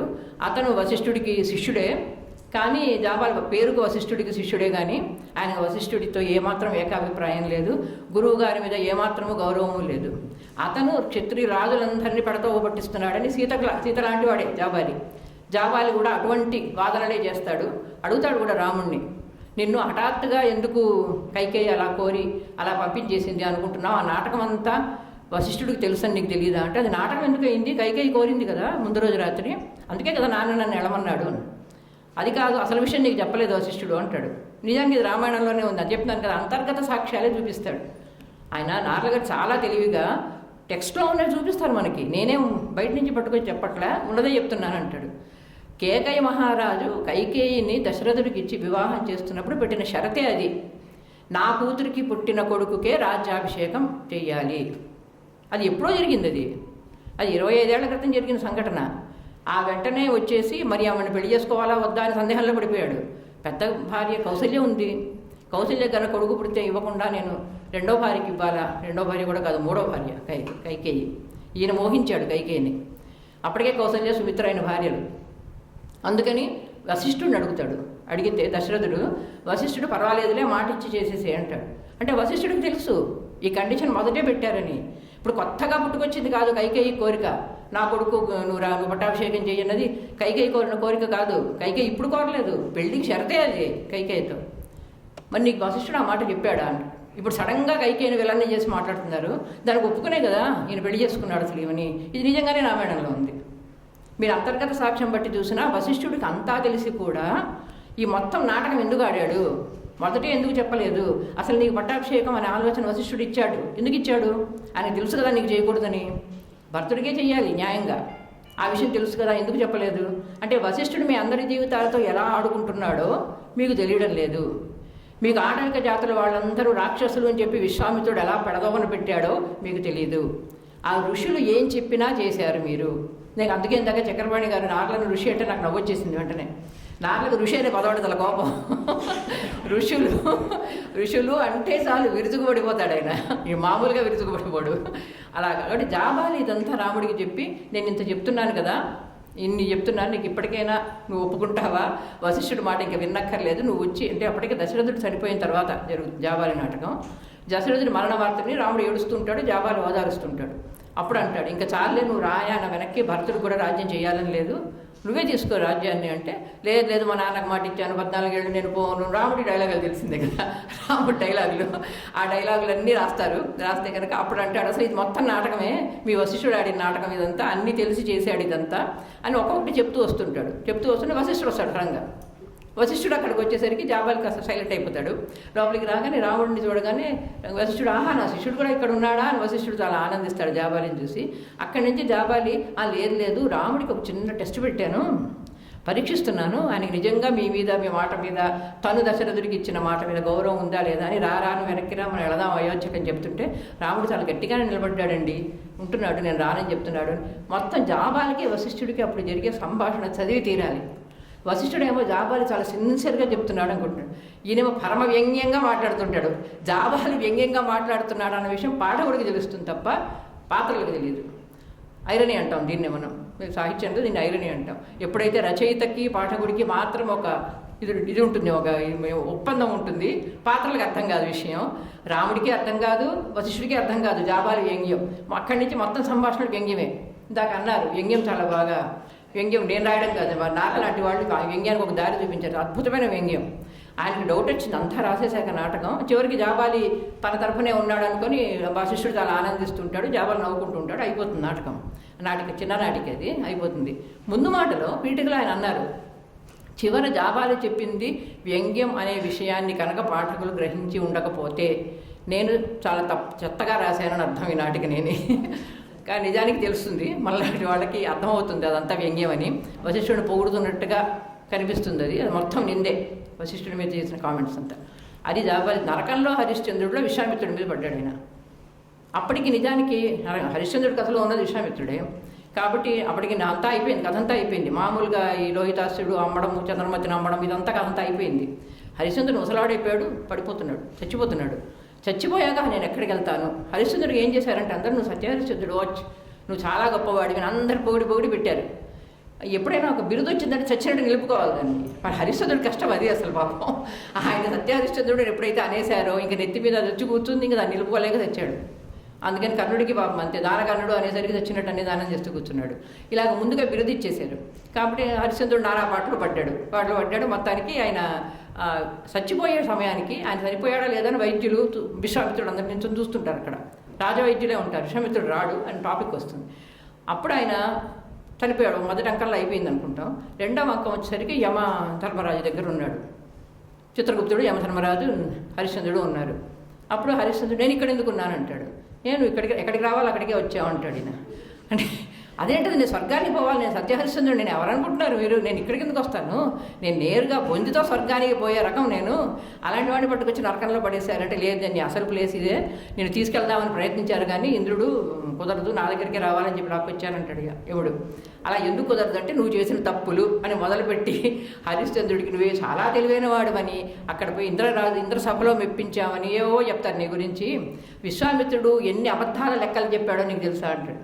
మొత్తం లెక్కలు అబద్ధమే చెప్పాడు, నువ్వు నాకు అప్పున్నావని చెప్పాడు కదా, అందుకని అప్పు తీరే వరకు నువ్వు నా దాసుడివి అని చెప్పావు కదా, ఆయన చెప్పిన లెక్కలన్నీ చెప్పు అంటాడు. చెప్తాడు హరిశ్చంద్రుడు. మరి ఆయన నువ్వు అప్పు తీర్చేసావు కదా ఎప్పుడు అంటే తీర్చేశాను, నీకు తెలియదా అంటే తెలుసు అంటాడు. నీకు లెక్కలు వచ్చు కదా అంటే వచ్చు అంటాడు. మరి అయితే విశ్వామిత్రుడు చెప్పిన దానికి ఎందుకు ఒప్పుకున్నావు, ఎందుకు వాళ్ళందరినీ నమ్ముకుంటూ తిరిగావు, నీ పిల్లాన్ని అంటే ఋషి చెప్పాడు కదా అందుకని అంటాడు. అది ఋషుల మాటలు విని మీరు ఎంత చెత్త కథలుగా తయారవుతారో, ఎక్కడ ప్రతిఘటించాలో అక్కడ ప్రతిఘటించకపోతే, ఈ నాటకంలో నేను చెప్పదలుచుకుంది అది. నిజానికి హరిశ్చంద్రుడు విశ్వామిత్రుడిని ప్రతిఘటించాలి, విశ్వామిత్రుడిని వ్యతిరేకించాలి. అది చేసే ధైర్యం లేదు. నువ్వు ఎంత గొప్పవాడివి, ఎంత మంచివాడివి అయినా నేనేం చేసుకోను, నీకు ధైర్యం లేదు. అన్యాయం జరుగుతుంటే, అక్రమంగా నీ మీద లేనిపోనివన్నీ పెడుతూ ఉంటే విశ్వామిత్రుడు నోరు మూసుకొని భరించావు. అంత ధైర్యం లేని వాడికి నీకు ఎన్ని మంచి గుణాలను ఏమిటి లాభం. మళ్ళీ రావిశాస్త్రిలో కనిపిస్తుంది ఇది. పిరికివాడు ఎప్పుడు మంచివాడు కాలేడు అంటాడు రావిశాస్త్రి. మంచిగా ఉండాలంటే మనోనిబ్బరం కావాలి, అది రావిశాస్త్ర డైలాగు. దాదాపు అదే నార్ల గారి మాటలో కనిపిస్తుంది. నువ్వు మంచివాడిని అందరూ అనుకోవడం కాదు, నీకు మంచికి నిలబడేందుకు నీకు ధైర్యం లేదా, మంచికి నిలబడవు, చెడుకు లొంగిపోతున్నావు, అబద్ధానికి లొంగుతున్నావు, నువ్వేం గొప్పవాడివి, అందుకని నువ్వు నరకానికి వచ్చావు. దానికోసమని భార్య నమ్ముకున్నావు, కొడుకు చచ్చిపోయాడు, ఒక బాధ కాదు నీ ఇంట్లో ఈ కుటుంబంలో, అందుకని నువ్వు నరకంలోనే ఉండదగ్గవాడివి. అక్కడికి 2వ అంకం అయిపోతుంది. 3వ అంకంలో హరిశ్చంద్రుడు లేచి కూర్చున్నాడు. బతికాడా చచ్చిపోయాడని రాజవైద్యులందరూ ఇంక అయిపోయిందా, మనం అంత్యయాత్ర చేసేద్దాం అనుకుంటుంటే లేచి కూర్చున్నాడు. అదేమిటి, ఈయన ప్రాణం ఉంది అందరూ ఆనందిస్తున్నారు. అప్పుడు నరకంలో హరిశ్చంద్రుడు 2వ అంకం నిజంగా జరిగిందా, హరిశ్చంద్రుడు మనసులో జరిగిందా, రచయిత కావాలని ఒక భ్రమలాగా కల్పించాడా అని మనకి తెలియదు. మొత్తానికి వెళ్ళి వెనక్కి వచ్చేసాడు నరకం నుంచి. వచ్చేసిన తర్వాత మారిపోయాడు. ఇక్కడ హరిశ్చంద్రుడు మారుతాడు. మనకు రాముడు మారినట్టు ఎక్కడా చెప్పడు ఆయన తన నాటకంలో. హరిశ్చంద్రుడు మాత్రం మారుతాడు నరకంలో హరిశ్చంద్రుడు. ఇతను మారి నేను విశ్వామిత్రుని పిలిపిస్తాను, వశిష్ఠుని పిలిపిస్తాను, మొత్తం అందరు పూజారులందరినీ పిలిపిస్తానంటాడు. అంటే మామూలుగా క్రైస్తవులు చనిపోయిన తర్వాత ప్రీస్ట్ని పిలిపించుకుంటారు, అట్లాగా అందరినీ పిలిపిస్తాను, నన్ను చచ్చిపోతున్నావు కదా పిలిపిస్తా అంటే ఎవరిని పిలవద్దు, నాకు వాళ్ళందరూ వద్దంటాడు, నా కొడుకుని పిలవండి అంటాడు. లోహితాసుడు వస్తే బాబు నువ్వు నేను ఇంక నుంచి మన రాజ్యాన్ని నువ్వు నేనే చూసుకుందాం, మన రాజ్యంలో ఉండే ఋషులందరినీ తరివేయి అంటాడు. మనకెవడు వద్దు, మనకు ఆ ఋషులు వాళ్ళ సలహాలు వద్దు, వాళ్ళ మంత్రిత్వం మనకు అక్కర్లేదు, మనమే పరిపాలించుకుందాం అని కొడుకుతో చెప్పి మన ఇద్దరు వెళ్ళిపోదాం రా ఇక్కడి నుంచి. హరిశ్చంద్రుడు లోహితాసుడు బయటికి వెళ్ళిపోతుంటే ఆ నాటకం అవుతుంది. అంటే ఆయన ఎక్కడైనా చెప్పాక తర్కబద్ధంగా ఆలోచించడం కాకుండా, తర్కబద్ధంగా ఆలోచించినప్పుడు హరిశ్చంద్రుడి మాట మొత్తం వీగిపోయింది. ఆయనకి ఇప్పుడు సత్య అనిపించుకోవాలనే కోరిక కూడా పోయింది. 3వ అంకం వచ్చేసరికి ఆ బిరుదు కూడా అపోహలు భ్రమలు పోయాయి ఆయనకి. ఇప్పుడు నేను నిజంగా ఒక రాజు ఎలా ఉండాలో, ఒక రాజు ఒక తండ్రి ఎలా ఉండాలో అలా ఉంటాను, ఇంతకాలం వేరే మాటలు వాళ్ళ మాటలు విని ఎలా మోసపోయాను అనేది గ్రహింపుకు వచ్చిన హరిశ్చంద్రుడు మనకు నరకంలో హరిశ్చంద్రుడు. ఇంకా ఆయన చేసిన పని ఇంకొక నాటకంలో, అది హిరణ్యకశిపు వధలో ఆయన హిరణ్యకశిపుడు పక్షం, నేను ఇంక చెప్పనక్కర్లే, ఆయన ధోరణి మీకు అర్థమైపోతాయి. హిరణ్యకశిపుడు పక్షం వహిస్తాడు. గొప్ప రాజు, గొప్ప చదువురి, బాగా చదువుకున్నవాడు హిరణ్యకశిపుడు. ప్రహ్లాదుడిని విలన్ని హిరణ్యకశిపుడిని హీరోని చేసిన నాటకం అది హిరణ్యకశిపు వధ. అంటే అవన్నీ చెత్తవి, నిజానికి ఆ పనులేవి చేయలేదు. హిరణ్యకశిపుడు కేవలం నువ్వు మన ఇంటి దేవుడు ఎవరో ఆయన కొలువన్నావు, ఈయన శివభక్తుడు, నిజానికి విష్ణువు లేడు పొమ్మన్నాడు. విష్ణువు లేడు పొమ్మన్నందుకు, ఎందుకంటే హిరణ్యకశిపుడు ఇక్కడ ఆయనకి ఒక లౌకికవాదిలా కనిపిస్తున్నాడు. ఈయన ఏ దేవుడిని పూజించనక్కర్లేదు అంటున్నాడు, చదువుకో అంటున్నాడు. నిజానికి హిరణ్యకశిపుడు ప్రహ్లాదుడికి మొత్తం చదువులు చెప్పిస్తాడు. మొదటి పౌత్ర భాగవతంలోనే ఉంటుంది. సకల విద్యలు నేర్పించమంటాడు, అవేవి నేర్చుకొని అంటాడు ప్రహ్లాదుడు. నాకు అవేవి అక్కర్లేదు, నా విష్ణువు హరినామ పక్షం వహించిన హిరణ్యకశిపుడు నిజానికి ఒక విద్యని, ఒక అధ్యయనాన్ని, ఒక సాహిత్యం కానీ శాస్త్రం కానీ చదువుకోవడాన్ని ప్రహ్లాదుడికి నేర్పించాలనుకోవడమే అతను చేసిన పాపమా? నాకు ఏ చదువు అక్కర్లేదు, హరినామమే నాకు చాలు అని అనడం కరెక్టా? అది కరెక్టా, ఇది కరెక్టా? చదువుకోమంటున్నాడు తండ్రి, అది చదువుకోనంటున్నాడు. దీని మీద రాజు హిరణ్యకశిపుడిని సమర్థిస్తూ రాసిన నాటకం ఆ వధ మొత్తం కూడా అభూత కల్పన, అన్యాయం అని తేల్చాడు. ద్రౌపదికి సంబంధించిన పంచరాత్ర మరణంలో ఒక చిన్నది ఈయన ఒక్కడే ప్రతిపాదించాడు. ఇంత విశేషమైన ఆలోచన ఆయనకి ఎట్లొచ్చింది అనిపించింది నాకు. మనకందరికీ తెలిసిన కథ, ద్రౌపది స్వయంవరం తర్వాత అర్జునుడు తిరిగి వచ్చాడు. అమ్మ మాకు ఇది మా భిక్ష తీసుకొచ్చామంటే అందరూ పంచుకోండి అంది. అప్పుడు తర్వాత వచ్చి మేము తీసుకొచ్చింది ఒక ఆడపిల్లని స్వయంవరంలో అని చెప్పగానే కొంచెం బాధపడి సరే నేను అనేశాను, నా మాటకు తిరుగులేదు కాబట్టి 5గురు ఏమైనా చేసుకోవాలంది. ఇది భారతంలో మనకున్న కథ. దానికి ఆయన ఒక కారణం ఊహించి కుంతి కావాలనే చేసిందని రాశాడు. కుంతి కావాలనే చేసింది, ఎందుకంటే కుంతికి కూడా 5గురు భర్తలు. కుంతి పంచభర్తృక అనే విషయాన్ని మన దృష్టి దాటిపోయింది, అది ఎప్పుడో మనకు గుర్తులేదు. ఒక్కొక్కరు వరం వల్ల పుట్టిన వాళ్ళు కదా. సూర్యుడు, ఇంద్రుడు, వాయువు, యముడు, ఈ 4 వల్ల పుట్టిన వాళ్ళు 4 పిల్లలు. ఈవిడ బిడ్డలందరూ సరే నకుల సహదేవులు మాదిరి పుట్టారు అనుకోండి. కాబట్టి వాళ్ళ వల్ల పుట్టిన వాళ్ళు కర్ణుడు, ధర్మరాజు, భీముడు, అర్జునుడు, 4 వాళ్ళకి పుట్టినవాళ్ళు. ఆమె నిజంగా పెళ్లి చేసుకుంది పాండురాజుని. ఈయన నిజంగా భర్త, లౌకికంగా భర్త. 5గురు భర్తలు తనకి ఉన్నారు కనుక తన కోడలికి కూడా 5గురు భర్తలు ఉంటే బాగుంటుందని కుంతి మనసులో ఉంది. ఈ ఆలోచన ఈయనకు తప్ప ఇంకెవరికి రాలేదు నాకు తెలిసి. ఇంత విచిత్రమైన కల్పన ఈయన ఒక్కడే చేశాడు. అసలు చెప్పాక నిజమే కదా కుంతికి 5గురు భర్తలు అప్పుడు గుర్తొచ్చి నాకు అంతవరకు అసలు ఆలోచన రాలేదు. ఇలాగా దానిలో ఆ విషయం రాస్తాడు. అందుకని కుంతి ఏం పొరపాటుగా చేయలేదంటాడు. కుంతి పొరపాటుగా అనలేదు అన్నమాట, ఆవిడ తెలిసే అయింది, ఉద్దేశపూర్వకంగా అయింది అనేది ఆయన చేసిన కొత్త కల్పన అనమాట. దీనిలో ప్రత్యేకించి వేరేవి లేవు. కానీ అందరిలో కూడా ఇంకొకటి మనకున్న అపోహ ఏమిటంటే ధర్మరాజు ఏం చెప్తే తక్కిన తమ్ముళ్ళందరూ శిరోధార్యం నెత్తిన పెట్టుకుంటారు, ధర్మరాజు మాటకి ఎదురు వెళ్ళలేరు అని. కానీ ఇందులో అన్నదమ్ముల మధ్య ఉండే వైరం అంతా చూపిస్తాడు. మీరందరూ అనుకున్నట్టుగా పాండవులందరూ కలిసి ఏం లేరంటాడు ఈ నాటకంలో. అందరూ కలిసి ధర్మరాజును జమిలిగా తిట్టుకుంటారు. ఈ ధర్మరాజు వల్ల మనకు వచ్చిన కష్టాలన్నీ ధర్మరాజు వల్లే వస్తాయని. ఇంకొకటి ఒకరి మీద ఒకరికి ఈర్ష్య ఉంటుంది, ఎందుకంటే ద్రౌపది ఎవరిని ఎక్కువ ప్రేమిస్తోంది అనే దాని మీద వీళ్ళ మధ్య ఈర్ష్య ఉంటుంది. ఇలాగంతా మనకు అన్ని మొత్తం ఆ కోణం నుంచే ఆయన మొత్తం చాలా లౌకికంగా ఇప్పుడు సమాజంలో ఉండే కోణం నుంచే రాశాడు. ఎందుకంటే వాటిని భారతాన్ని కానీ రామాయణాన్ని కానీ భాగవతాన్ని కానీ ఆయన పవిత్ర గ్రంథాలుగా భావించలేదు. ఫస్ట్ నోట్ అది.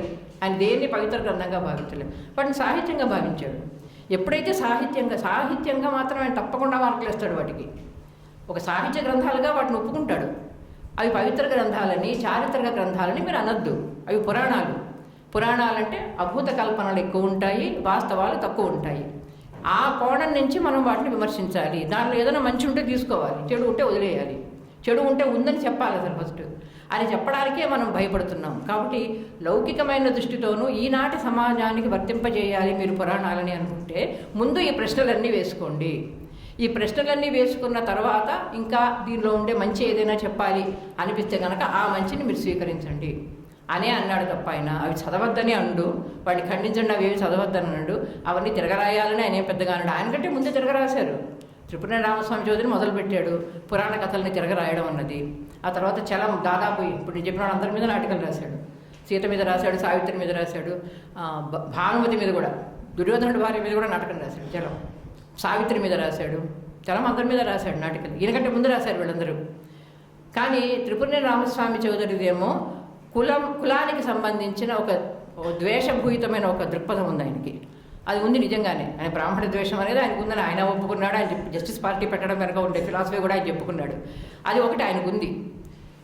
ఈ చలమేమో స్త్రీ పురుష సంబంధాలకు పరిమితంగా దానికి లోబడి ఆయన చేసిన విమర్శంతో చేశాడు పురాణాలని. నార్ల చాలా విశాల దృక్పథంతో చేశాడు అదే పోలికల్ని, అదే రాయడాన్ని. ఇప్పటి సామాజిక నీతికి ఎంతవరకు పనికొస్తాయి, ఇప్పటి లౌకిక జీవితానికి ఈ పురాణాలు ఎలా చదివితే పనికొస్తాయి, ఎలా చదవాలి, చదివినప్పుడు దానిలో ఏం స్వీకరించాలి, కనీసం అలా అర్థం చేసుకోకుండా మీరు పారాయణం చేయడం మానేయండి, పవిత్ర గ్రంథాలు అనడం మానేయండి, రచనలుగా తీసుకోండి. ఒక రచన అంతే. ఆ రచనగా తీసుకున్నప్పుడు దానిలోని మంచి చెడు రెండింటిని మనం విశ్లేషించాలి, విమర్శించాలి, చర్చించాలి. అలా చర్చించండి. అలా చర్చించకుండా మీరు పురాణాలను చదవకండి. నా 5 పురాణ నాటికల్లోనూ కూడా అంటే చివరి రెండింటికి ఆయన పీఠికలు రాయలేదు. ద్రౌపదికి కానీ లేకపోతే హిరణ్యకశిపుడు వధకు కానీ ఆయన పీఠికలు రాయలేదు. మొదటి 3టికి చాలా సుదీర్ఘమైన పీఠికలు రాశాడు. అన్నిట్లోనూ కూడా ఋషులు ఎవరు, వాళ్ళ ఎక్కడి నుంచి వచ్చారో దగ్గర నుంచి ఈ స్థలం ఉందా లేదా, వింధ్యను దాటి రాముడు రానేలేదు. మన వాళ్ళైతే దక్షిణ భారతదేశంలో కూడా రాముడు ఇక్కడ ఉన్నాడు, ఇక్కడ ఉండేవాళ్ళు, వాళ్ళిద్దరు ఇక్కడ ఈ సరస్సు దగ్గర రాముడు సీత ఉండేవాళ్ళు అని మనం పూజలు చేసేస్తుంటాం. అక్కడెక్కడ వాళ్ళు రానేలేదని చెప్తాడు. వింధ్య దాటి రానేలేదంటాడు. దక్షిణ భారతదేశంలో అసలు ప్రవేశించలేదు రాముడు అంటే చారిత్రకంగా చూసి. అందుకని ఆయన చారిత్రక దృష్టి, హేతువాద దృష్టి, మూడవది చాలా ముఖ్యమైన దృష్టి ఆయనది సమతా దృష్టి. అంటే సమతా దృక్పథం అన్నది ఆయనలో చాలా ఎక్కువ. ఎక్కడైనా సరే ప్రజాస్వామిక దృక్పథాల్లో ముఖ్యమైనది సమానత్వం. ఆ సమానత్వం అనే దాన్ని ఆయన ప్రతి చోట కూడా ఆయన శ్లాఘిస్తాడు. సమానత్వం అనే దాన్ని ప్రస్తావిస్తాడు.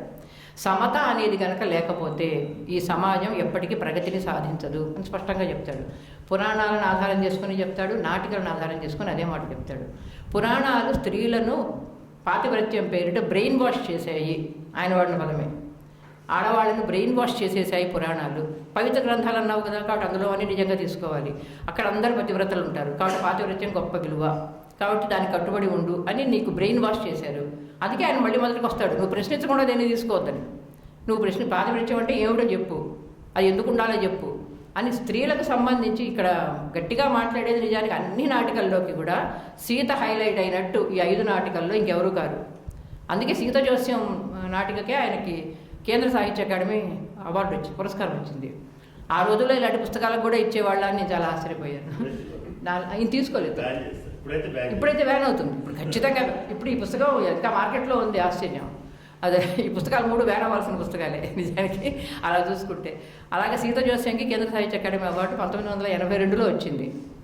వచ్చిన తర్వాత ఏమైందంటే, తర్వాత చిన్న కథ ఉందండి. తర్వాత వెంటనే ఇండియన్ లిటరేచర్ అని సాహిత్య అకాడమీ నడిపే పత్రికది, ఆ పత్రికలో ఒక సమీక్ష వచ్చింది సీత జోస్యంకి. చెడదిట్టాడు సమీక్షలో, ఇది ఒక చెత్త నాటకం తిట్టాడు. ఈయనకు డౌట్ వచ్చింది, ఇదే సాహిత్య అకాడమీ నాకు పురస్కారం ఇచ్చింది, ఆ సాహిత్య అకాడమీ నడిపే పత్రికలోనే దీన్ని తిడుతూ విమర్శ వచ్చింది, రెండిట్లో ఏది నిజం అని సెక్రటరీకి ఫోన్ చేసి మరీ అడిగాడు. కేల్కర్ అప్పుడు సెక్రటరీ, సాహిత్య అకాడమీ సెక్రటరీకి ఫోన్ చేసి మరీ అడిగాడు. ఆయన క్షమాపణ చెప్పాడు, అది రాకూడని సమీక్ష, మేము అవార్డు కట్టుబడి ఉన్నాము, కానీ అలాంటి సమీక్ష రాకూడదు, అది వచ్చినందుకు ఆయన పాపం సారీ చెప్పుకున్నాడు నార్ల గారికి. కానీ నార్ల గారికి ఈ లోపల మనసు మారిపోయింది, రిజెక్ట్ చేసేసారు, నాకు అవార్డు పొమ్మన్నారు. కాబట్టి ఆయనకు అనౌన్స్ చేసినప్పటికీ కూడా ఆయన ఆ పురస్కారాన్ని తిరస్కరించారు తర్వాత. అందుకని అప్పుడు కూడా కొంచెం ఉన్నాయి ఇలాంటి ఎలిమెంట్స్ కొన్ని. ఇప్పుడు చక్రపాణి గారు అన్నట్టు కొన్ని ఎలిమెంట్స్ ఉన్నాయి, వాళ్ళు సీత జోస్యం ఆయన రాసినవి ఏవైనా చదివిన వెంటనే ఒప్పుకోవాలంటే కాసేపు పడుతుంది మనకి. ఆ మాట ఆయన ఎంత బాగా చెప్తాడో, మీలో ఈ సగానికి ఎక్కువ 80% మంది నా అభిప్రాయాలను ఒప్పుకోరని నాకు తెలుసు, నా అభిప్రాయాలతో ఏకీభవించరు నాకు స్పష్టంగా తెలుసు, మీరు ఒక ఏకీభవించకపోయినా నాకు అభ్యంతరం లేదు, ఎందుకంటే నేను అడగాల్సిన అవసరం ఉందని మీరు గ్రహిస్తే చాలు, మీరు ఏకీభవించకపోయినా నేను నా పంథా మార్చుకోను. కనీసం 4-5 సార్లు ఈ వ్యాసాల్లో ఈ పీఠికల్లో ఆయన మాట అంటాడు, నా అభిప్రాయాలతో ఏకీభవించే వాళ్ళు ఈ దేశంలో అతి తక్కువ శాతం ఉంటారు, కానీ అంత మాత్రం చేత నా అభిప్రాయం ప్రకటించే హక్కు నాకు లేకపోలేదు, నేను ప్రకటిస్తాను. తక్కిన కొద్ది శాతమే ఒప్పుకుంటే సంతోషం, అంతేకాని నేను నా మనసును మాత్రం మార్చుకోనని ఆయన చాలా స్పష్టంగా రాస్తాడు. ఆయన తెలుసు, నేను ఈ పుస్తకాలు రాసినంత మాత్రాన్ని మీరందరూ మారిపోతారని నేనేమి ఆశించడం లేదన్నమాట కూడా స్పష్టంగా చెప్తాను. తర్వాత రాసిన సాంఘిక నాటకాల గురించి చెప్పి ముగిస్తాను. సాంఘిక నాటికలు కొత్తగడ్డ, ఇతరత్రాలు, ప్రారంధం. ఇక్కడ కూడా నేను ఇందాక సమత అన్నాను కదా, ఆయనకి కులం, వర్గం, జెండర్ 3ంటిని తన సాహిత్యంలో ప్రస్తావించినవాడు, ఏ ఒక్కదాన్ని వదిలిపెట్టలే. అంటే త్రిపురనేని గారు కొంచెం కులాన్ని మాత్రం ఎక్కువగా పట్టుకున్నారు, చలం జెండర్ని ఒక్కదాన్నే పట్టించుకున్నాడు, ప్రధానంగా జెండర్నే పట్టుకున్నాడు చలం. కానీ ఈయన కులము, వర్గము, జెండరు 3ంటిని పట్టుకున్నాడు. 3ంటికి సంబంధించి రాశాడు తన సాహిత్య విమర్శలో, అలాగే తన రాసిన నాటికల్లో, 2ట్లో కూడా. నాటికల్లో ఈ 16 నాటికలు, ఈ 16 నాటికల్లోనూ రైతులకు సంబంధించినవి రాసినప్పుడు ఆయనలోని ప్రగతిశీలత ఎక్కడ కనిపిస్తుందంటే, రైతులకు ఇక్కడ ఈ జీవిక ఇలా గడవదు, ఇప్పుడున్న పద్ధతిలో గడవదు అని అనుకున్నప్పుడు మరో మార్గాన్ని అన్వేషించడం, కుటుంబాన్ని పోషించడం, లేదా కొత్త రకమైన వ్యవసాయ పద్ధతులను నేర్చుకోవడం, ఆ రకంగా తన ఇదివరకున్న జీవన సరళిని మార్చుకోవాల్సి రావడం అనేది వచ్చినప్పుడు రైతులు దాని వైపు మొగ్గు చూపించాలి. ఎప్పుడూ కూడా ముందు చూపుతో రైతులు ఉండాలి, ఏడుస్తూ కూర్చోకూడదు. నాది పోయిందని చెప్పి రైతులు ఆత్మహత్యలు చేసుకుంటూ కూర్చుంటారు. రైతుల ఆత్మహత్యలు కొత్త విషయం కాదు మన దేశంలో. నార్లు అంటాడు, రైతులు ఎక్కడ మారాల్సి ఉందో అక్కడ మారాలి. కొత్తగడ్డ అనే ఆ నాటకంలోనే ప్రధానంగా కొన్ని చాలా పెద్ద వేరే రకమైన ఇష్యూస్ కూడా దానిలో ఉంటాయి, కానీ మొత్తానికి ఆ నాటకంలో చివరిగా ఆ రైతు తనను ఇంకా ముందు చూపుతో ఎట్లా వ్యవహరించాడు, ఒక రకమైన మొండితనంతోనో, నిర్వేదంతోనో, లేకపోతే నీరసంతోనో, లేకపోతే దుఃఖంతోనో ఉండిపోకుండా ఒక కొత్త రకమైన ఒక పరిష్కారానికి ఎలాగ మొగ్గు చూపాడు అనే దాంతో ముగిస్తాడు నాటకాన్ని. అది ఆయనలో ఉండే మంచి లక్షణం. ఇంకోటి మూఢ విశ్వాసాల మీద. ప్రారంధం అనేది ఎలా రాసి ఉంటే అలా జరుగుతుంది, ఇదే మన పాట. మన కర్మ సిద్ధాంతాన్ని నమ్ముతుంది కదా భారతదేశం. కాబట్టి ఎలా రాయాలంటే అలాగే జరుగుతుంది అనుకుంటే పూజలు ఎందుకు, జ్యోతిష్యం ఎందుకు? ఇప్పుడు కర్మ సిద్ధాంతాన్ని నమ్మితే జ్యోతిష్యాన్ని నమ్మకూడదు. మళ్ళీ నాకు ఏం జరుగుతుందో తెలుసుకుంటే దానికి పరిహారాలు చేసుకుంటాను ఎందుకు? ఎలా జరగాలో అలాగే జరుగుతుందిగా. మరి మళ్ళీ నువ్వు ఈ పూజలు పురస్కారాలు ఎందుకు అక్కర్లేదుగా. మనం రెండింటిని నమ్ముతాం. ఆ వైరుధ్యం మన జీవితాల్లో ఉంటుంది. ఆ వైరుధ్యాలన్నిటి మీద ప్రారంధం అనే నాటిక రాశాడు. స్త్రీలకు సంబంధించి నిజానికి ఆ రోజుల్లో అంటే 70ల్లో 80ల్లో, ముఖ్యంగా 60 70ల్లో ఎక్కువ మీకు స్త్రీ పాత్ర లేని నాటికలు వచ్చేవి. మీకు గుర్తుందో లేదు, తెలుగులో స్త్రీ పాత్రలు లేని నాటిక అని బ్రాకెట్లో ఉంటుంది ఒక స్క్రిప్ట్ వస్తే. ఎందుకంటే ఆడవాళ్ళు తొందరగా నాటక రంగంలో ప్రవేశించలేదు, నటించడానికి సిద్ధంగా లేరు. కాబట్టి మగవాళ్ళందరూ స్త్రీ పాత్రలు లేని నాటికలు రాసేవాళ్ళు. ఈయన పురుష పాత్రలు లేని నాటిక రాశాడు. ఆడబ్రతుకున్న నాటిక రాశాడు. మగవాళ్ళు లేరు, అంతా ఆడవాళ్ళే నాటికలు. ఆ రోజుల్లోనే సాహసం చేశాడు. స్త్రీలకు అందరూ స్త్రీలే, ఆడపాత్రలు స్త్రీలే, వాళ్ళే పెట్టి నాటిక. ఇప్పుడంటే సులభం అలా రాయడం. ఆయన అప్పుడే రాశాడు, ఆ నాటిక రాశాడు. అర్ధాంగి ఒక అమ్మాయి ఒక నాటికలో అంటాడు, దాంపత్యం అనుకుంటా నాటిక పేరు. ఆ నాటికలో ఒక అమ్మాయి గయ్యాళిగా మారితే వెంటనే ఈ అమ్మాయి గయ్యాళి అంటాం. అసలు నార్ల గారు ఒక రీజనింగ్ ఇచ్చారు గయ్యాళితనానికి. చాలా ఆయన ఆ ఉద్దేశంతో రాయలేదేమో కానీ నాకు అది కనిపించింది. అసలు అతను బాగా చదువుకున్నాడు, అమ్మాయి చదువుకోలేదు. ఇది చాలా కామన్ మనకు. మన అమ్మా నాన్నల తరం చూస్తే అమ్మలు ఏం చదువుకొని ఉండరు. వాళ్ళు చిన్నప్పుడు ఇంట్లోనే ఉండుంటారు, స్కూళ్ళకి వెళ్ళి ఉండరు. నాన్నలేమో BAలు MAలు చదువుకుంటారు, ఏదో పెద్ద ఉద్యోగం చేస్తుంటారు. చదువుకున్న వాళ్ళు, లోకం తెలిసిన వాళ్ళు. ఆ భర్తలకి భార్యలతో మాట్లాడడానికి టాపికే ఉండదు. ఎందుకంటే వీళ్ళకి లోకం జ్ఞానం లేదు కదా, ఏం మాట్లాడతారు? కానీ వాళ్ళు ఆఫీసుల నుంచి వస్తారు, మళ్ళీ పేపర్లు పట్టుకుంటారు, లేదా ఫ్రెండ్స్ దగ్గరికి వెళ్తారు, క్లబ్లకు వెళ్తారు, టెన్నిస్ ఆడడానికి వెళ్తారు, ఎక్కడికో వెళ్తారు. భార్యలతో ఏం మాట్లాడరు. మొత్తం నాటకం మొత్తం భార్య ఒకటే మాట్లాడుతుందండి. ఎందుకంటే భార్యకి ఎవరు లేరు, ఆమెకున్నది భర్త ఒకడే. ఆమెకు వేరే లోకం లేదు, వేరే సమాజం తెలియదు, ఆమెకు ఇంకొక జ్ఞానం ఏమీ లేదు. అందుకని ఆమెకున్న మనిషి ఎవరు? పెళ్ళయ్యాక భర్త ఒకడే ఉన్నాడు. భర్తతో మాట్లాడడం తప్ప ఆవిడకి ఇంకోటి తెలియదు. ఇంకెవరితో మాట్లాడుతుంది? పుట్టిన లేదు కదా, కాబట్టి భర్తతోనే మాట్లాడుతుంటుంది. ఆమె మాట్లాడుతూనే ఉంటుంది. భర్త దేనికి సమాధానం చెప్పడు. ఆయనకు వేరే లోకం, ఆయన భార్య లోకం ఆయనకు అర్థం కాదు, ఆయనది వేరే లోకం. ఆయన తన లోకంలో ఉంటాడు. నాటిక అంతా అలాగే నడుస్తాడు. అంటే నాటిక రచన ఎంత గొప్పగా రాయొచ్చు అని చెప్పడానికి ఈ నాటిక చెప్పుకోవచ్చు. అతని డైలాగ్ ఉండదు స్టేజ్ మీద. నేను నాటకం చూడలేదు, చదివేనంతే, కానీ ఊహించుకోగలను. ఆయన ముఖంలో విసుగు తప్ప ఇంకొక ఎక్స్ప్రెషన్ ఉండదు. ఏదో వాగుతుందిలే, వాక్కున అదే ఊరుకుంటుంది కాసేపటికి. అలాగే ఉంటుంది కదా చాలామంది భర్తలు అలాగే ఉంటుంది. ఎందుకంటే ఈ పంచుకోవడానికి ఆమెకు ఎవరూ లేరు. ఆమెకు ఏముంటాయి పాపం, చాకలవాడి గురించి, పనమ్మాయి గురించి, ఆవిడకి మాట్లాడే సబ్జెక్టులు అవే కదా. కూరగాయల ధరలు పెరిగాయి, ఇలాంటివేమో మాట్లాడుతుంది. ఈయన లెవెల్కి ఏవి సరిపోవు, ఆ టాపిక్లు ఈయనవి కావు. అందుకని నేను వినడు, మాట్లాడు సమాధానం చెప్పడం. మొత్తం నాటికి అలాగే రాస్తాడు. అలా రాస్తుంటే మాట్లాడి విసిగి, అమ్మాయి పాపం విసుగు రాదా, విసుగైతే అప్పుడు గయ్యాళిగా అయిపోతుంది. ఆ గయ్యాళితనం ఎక్కడి నుంచి వస్తుంది? అది గయ్యాళితనం అని ఆయన చెప్పడు, ఇది నా ఇంటర్ప్రిటేషన్. అది ఎంత అద్భుతంగా అనిపిస్తాడు, ఇంకా అలవడం మొదలెడుతుంది అనమాట. నిజానికి ఆవిడ గయ్యాళి కాదు, అనవసరంగా ఆయన మీద వచ్చే ఉద్దేశం ఆవిడకి లేదు.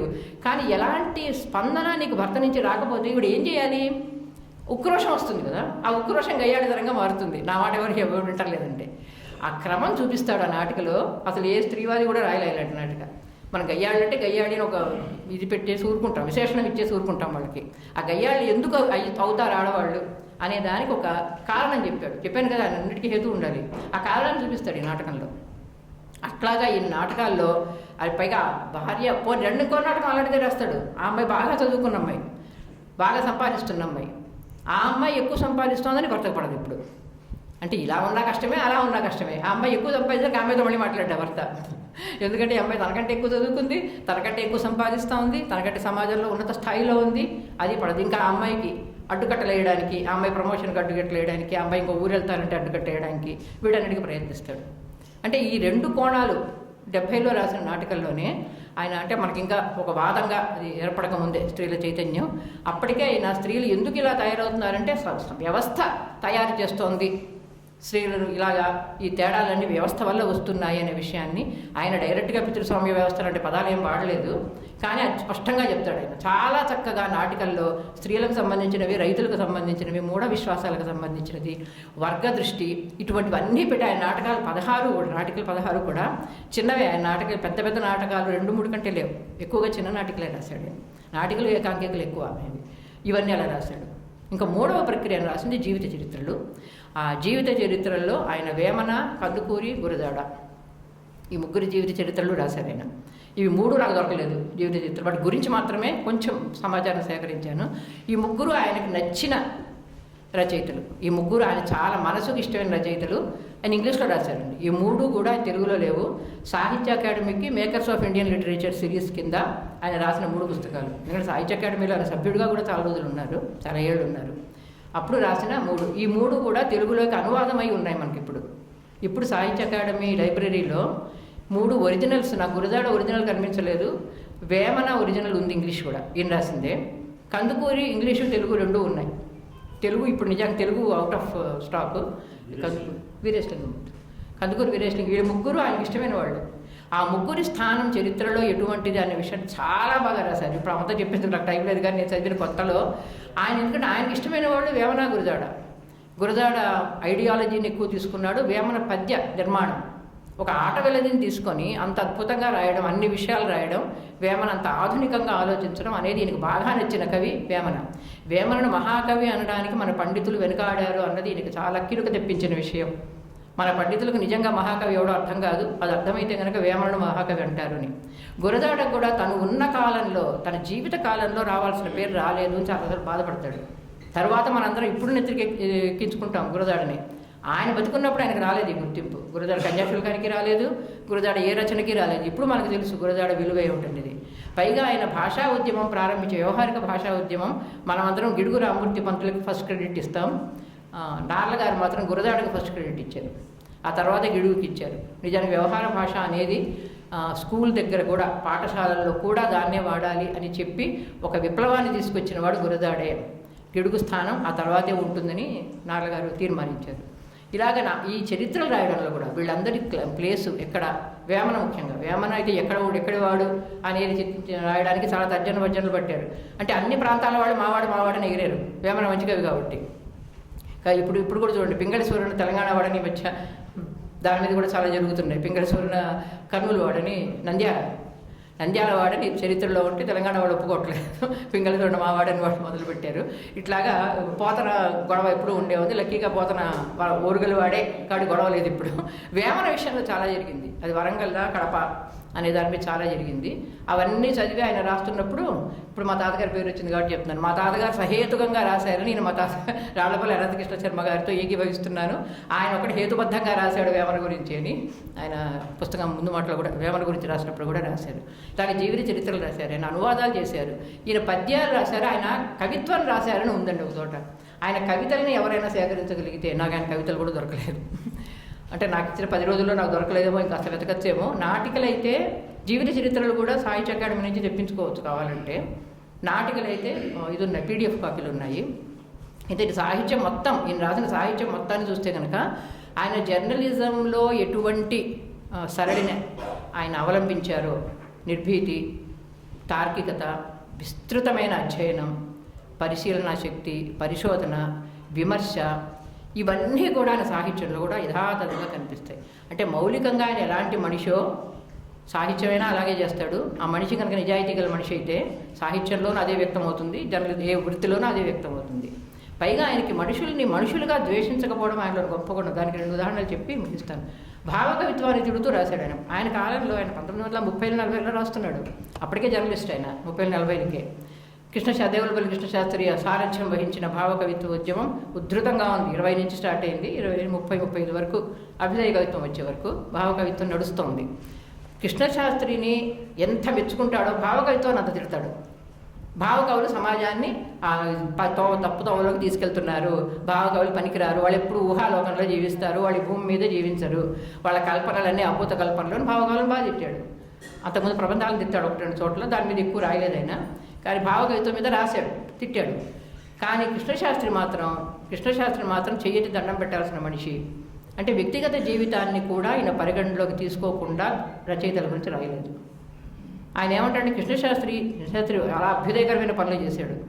అభ్యుదయ కవులు చెయ్యనన్ని పనులు కృష్ణశాస్త్రి చేశాడు. హరిజనుల కోసం ఒక హాస్టల్ పెట్టడం, తన హరిజనులతో పాటు ఉండడం, వితంతు వివాహాలు చేయడం. కందుకూరి తర్వాత వితంతు పునర్వివాహాలు చేసిన వాడు కృష్ణశాస్త్రి. హరిజనుల కోసం పాఠశాలలు పెట్టి నడిపిన వాడు కృష్ణశాస్త్రి ఇవన్నీ తను రాసుకోలేదు. కృష్ణశాస్త్రి గురించి చాలామందికి తెలియదు. ఆయన చేసిన అభ్యుదయ కార్యక్రమాలు చాలామందికి తెలియదు. నిత్య జీవితంలో ఆయన అసలు నిజానికి పంక్తి బాహ్యుడిని చేశారు. బ్రాహ్మణులందరూ వెళ్ళేశారు కృష్ణశాస్త్రిని. అంత దూరం పోయింది ఆయన బ్రాహ్మణ వ్యతిరేక కార్యకలాపాలు కృష్ణశాస్త్రివి. అలాగే నిజ జీవితంలో చాలా ఉదాత్తమైన జీవితాన్ని జీవించినవాడు. కృష్ణశాస్త్రి వ్యక్తిత్వాన్ని గౌరవించాడు ఆయన. విశ్వనాథన్ దేనికైతే ప్రాతినిధ్యం వహిస్తాడో అవన్నీ కూడా నార్లకు పడనివే. సనాతన ధర్మం పడదు, ఋషులు పురాణాలు వాటి తిరగరాయడం పడదు. అంటే విశ్వనాథ రాసిన ఏ వాక్యము కూడా నార్లకు పడేది కాదు. ఎందుకంటే విశ్వనాథ రాముడు చారిత్రక వ్యక్తి అంటాడు. మన పురాణాలు ఎక్కడ ఇతిహాసాలే మొట్టమొదటి చరిత్ర అంటారు. దానికోసం పురాణ పేరు గ్రంథమాలు కూడా రాశాడు ఆయన, మనదంతా చరిత్ర అని చెప్పడం కోసం. ఇవేవి ఒప్పుకోడు ఆయన. కానీ విశ్వనాథ ఒక మాట అన్నాడు నార్ల గురించి, మిమ్మల్ని చదవగా నాకు అర్థమైంది ఏమిటంటే మీరు బ్రాహ్మణ ద్వేషి కాదు, బ్రాహ్మణత్వ ద్వేషి అని నాకు అర్థమైంది అన్నాడు. ఆ వాక్యం విని నమస్కారం కూడా పెట్టాడు విశ్వనాథ్కి. తర్వాత అంటే నాకు విశ్వనాథ్ అంటే ఎందుకు నేస్తాడంటే తను మంచి కారణం చెప్పాడు ఆయన. విశ్వనాథ్లో హిపోక్రసీ లేదు. విశ్వనాథ్ ఏం చెప్పాడో, మొదటి రోజున ఏం చెప్పాడో చివరిదాకా అదే చెప్పాడు. విశ్వనాథ ఒక మాట చెప్పి ఇంకో మాట చెయ్యడు. ఆయన అభిప్రాయాలతో నేను ఏకీభవించను, కానీ ఆయన తన అభిప్రాయాలు కట్టుబడి ఉంటాడు. అందులో నిజాయితీ ఉంది విశ్వనాథ్కి. ఆ హిపోక్రసీ లేనితనం వల్ల నాకు విశ్వనాథ్ అంటే ఇష్టం అంటాడు. అంటే వ్యక్తుల గురించి ఎలాంటి విమర్శ చేయొచ్చు, వ్యక్తిత్వాన్ని అదే చూడండి. అదే క్రమంలో శ్రీశ్రీ అంటే అసలు ఇష్టం లేదు ఈయనకి. శ్రీశ్రీ గొప్ప కవి, చాలా అద్భుతమైన కవిత్వం రాశాడు. మహాప్రస్థానం చాలా గొప్ప కవిత్వం. శ్రీశ్రీ అంటే మాత్రం నాకు ఇష్టం లేదంటాడు. వ్యక్తిగా నాకు శ్రీశ్రీ నచ్చడు అంటాడు. అలాంటివన్నీ చెప్పడానికి నేను మొహమాటపడ్డు, ఏది చెప్పడానికి మొహమాటపడ్డు. కాబట్టి నార్ల గారి సాహిత్య కృషిని మనం మొత్తాన్ని పరిగణలోకి తీసుకుని చూడాలంటే మొట్టమొదట సాహిత్యాన్ని చదవడానికి కొన్ని పద్ధతులు ఆయన మనకి ఇచ్చాడు. వాటిని అధ్యయనం చేయడానికి సాహిత్యం మాత్రమే చదివితే సరిపోదు. దానికి సామాజిక శాస్త్రం చదవాలి, అలాగే చరిత్ర చదవాలి, అండ్ మన విజ్ఞానం, మనకు సంబంధించిన ఇతర శాస్త్ర విజ్ఞానం, సాహిత్యేతర శాస్త్ర విజ్ఞానం అంతా ఉన్నప్పుడే నువ్వు సాహిత్యాన్ని సరిగ్గా అర్థం చేసుకుంటావు.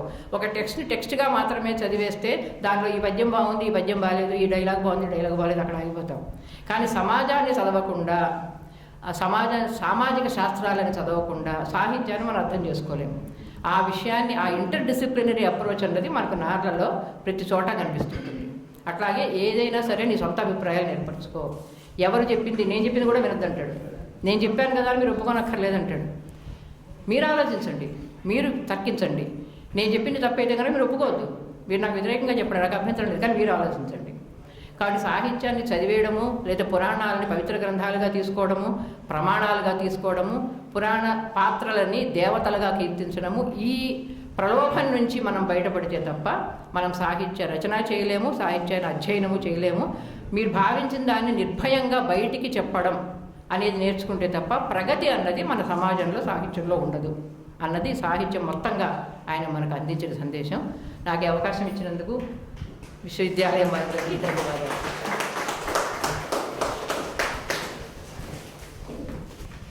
థ్యాంక్ యూ మృణాలిని గారికి ధన్యవాదాలు. అంటే ఒక చాగంటి సోమయాజీ లేదా ఇంకొక ఆయన ఎవరు గరికపాటి నరసింహారావు విశ్లేషణకి మృణాలిని గారి విశ్లేషణకి మీరు ఒకసారి కంపేర్ చేసుకొని చూడండి. దాదాపు ఒక గంట పాటు ఇక్కడ ఉన్నటువంటి అందరినీ, రేషనలిస్టులు మంత్రముగ్ధులు అనొచ్చలేదో తెలియదు కానీ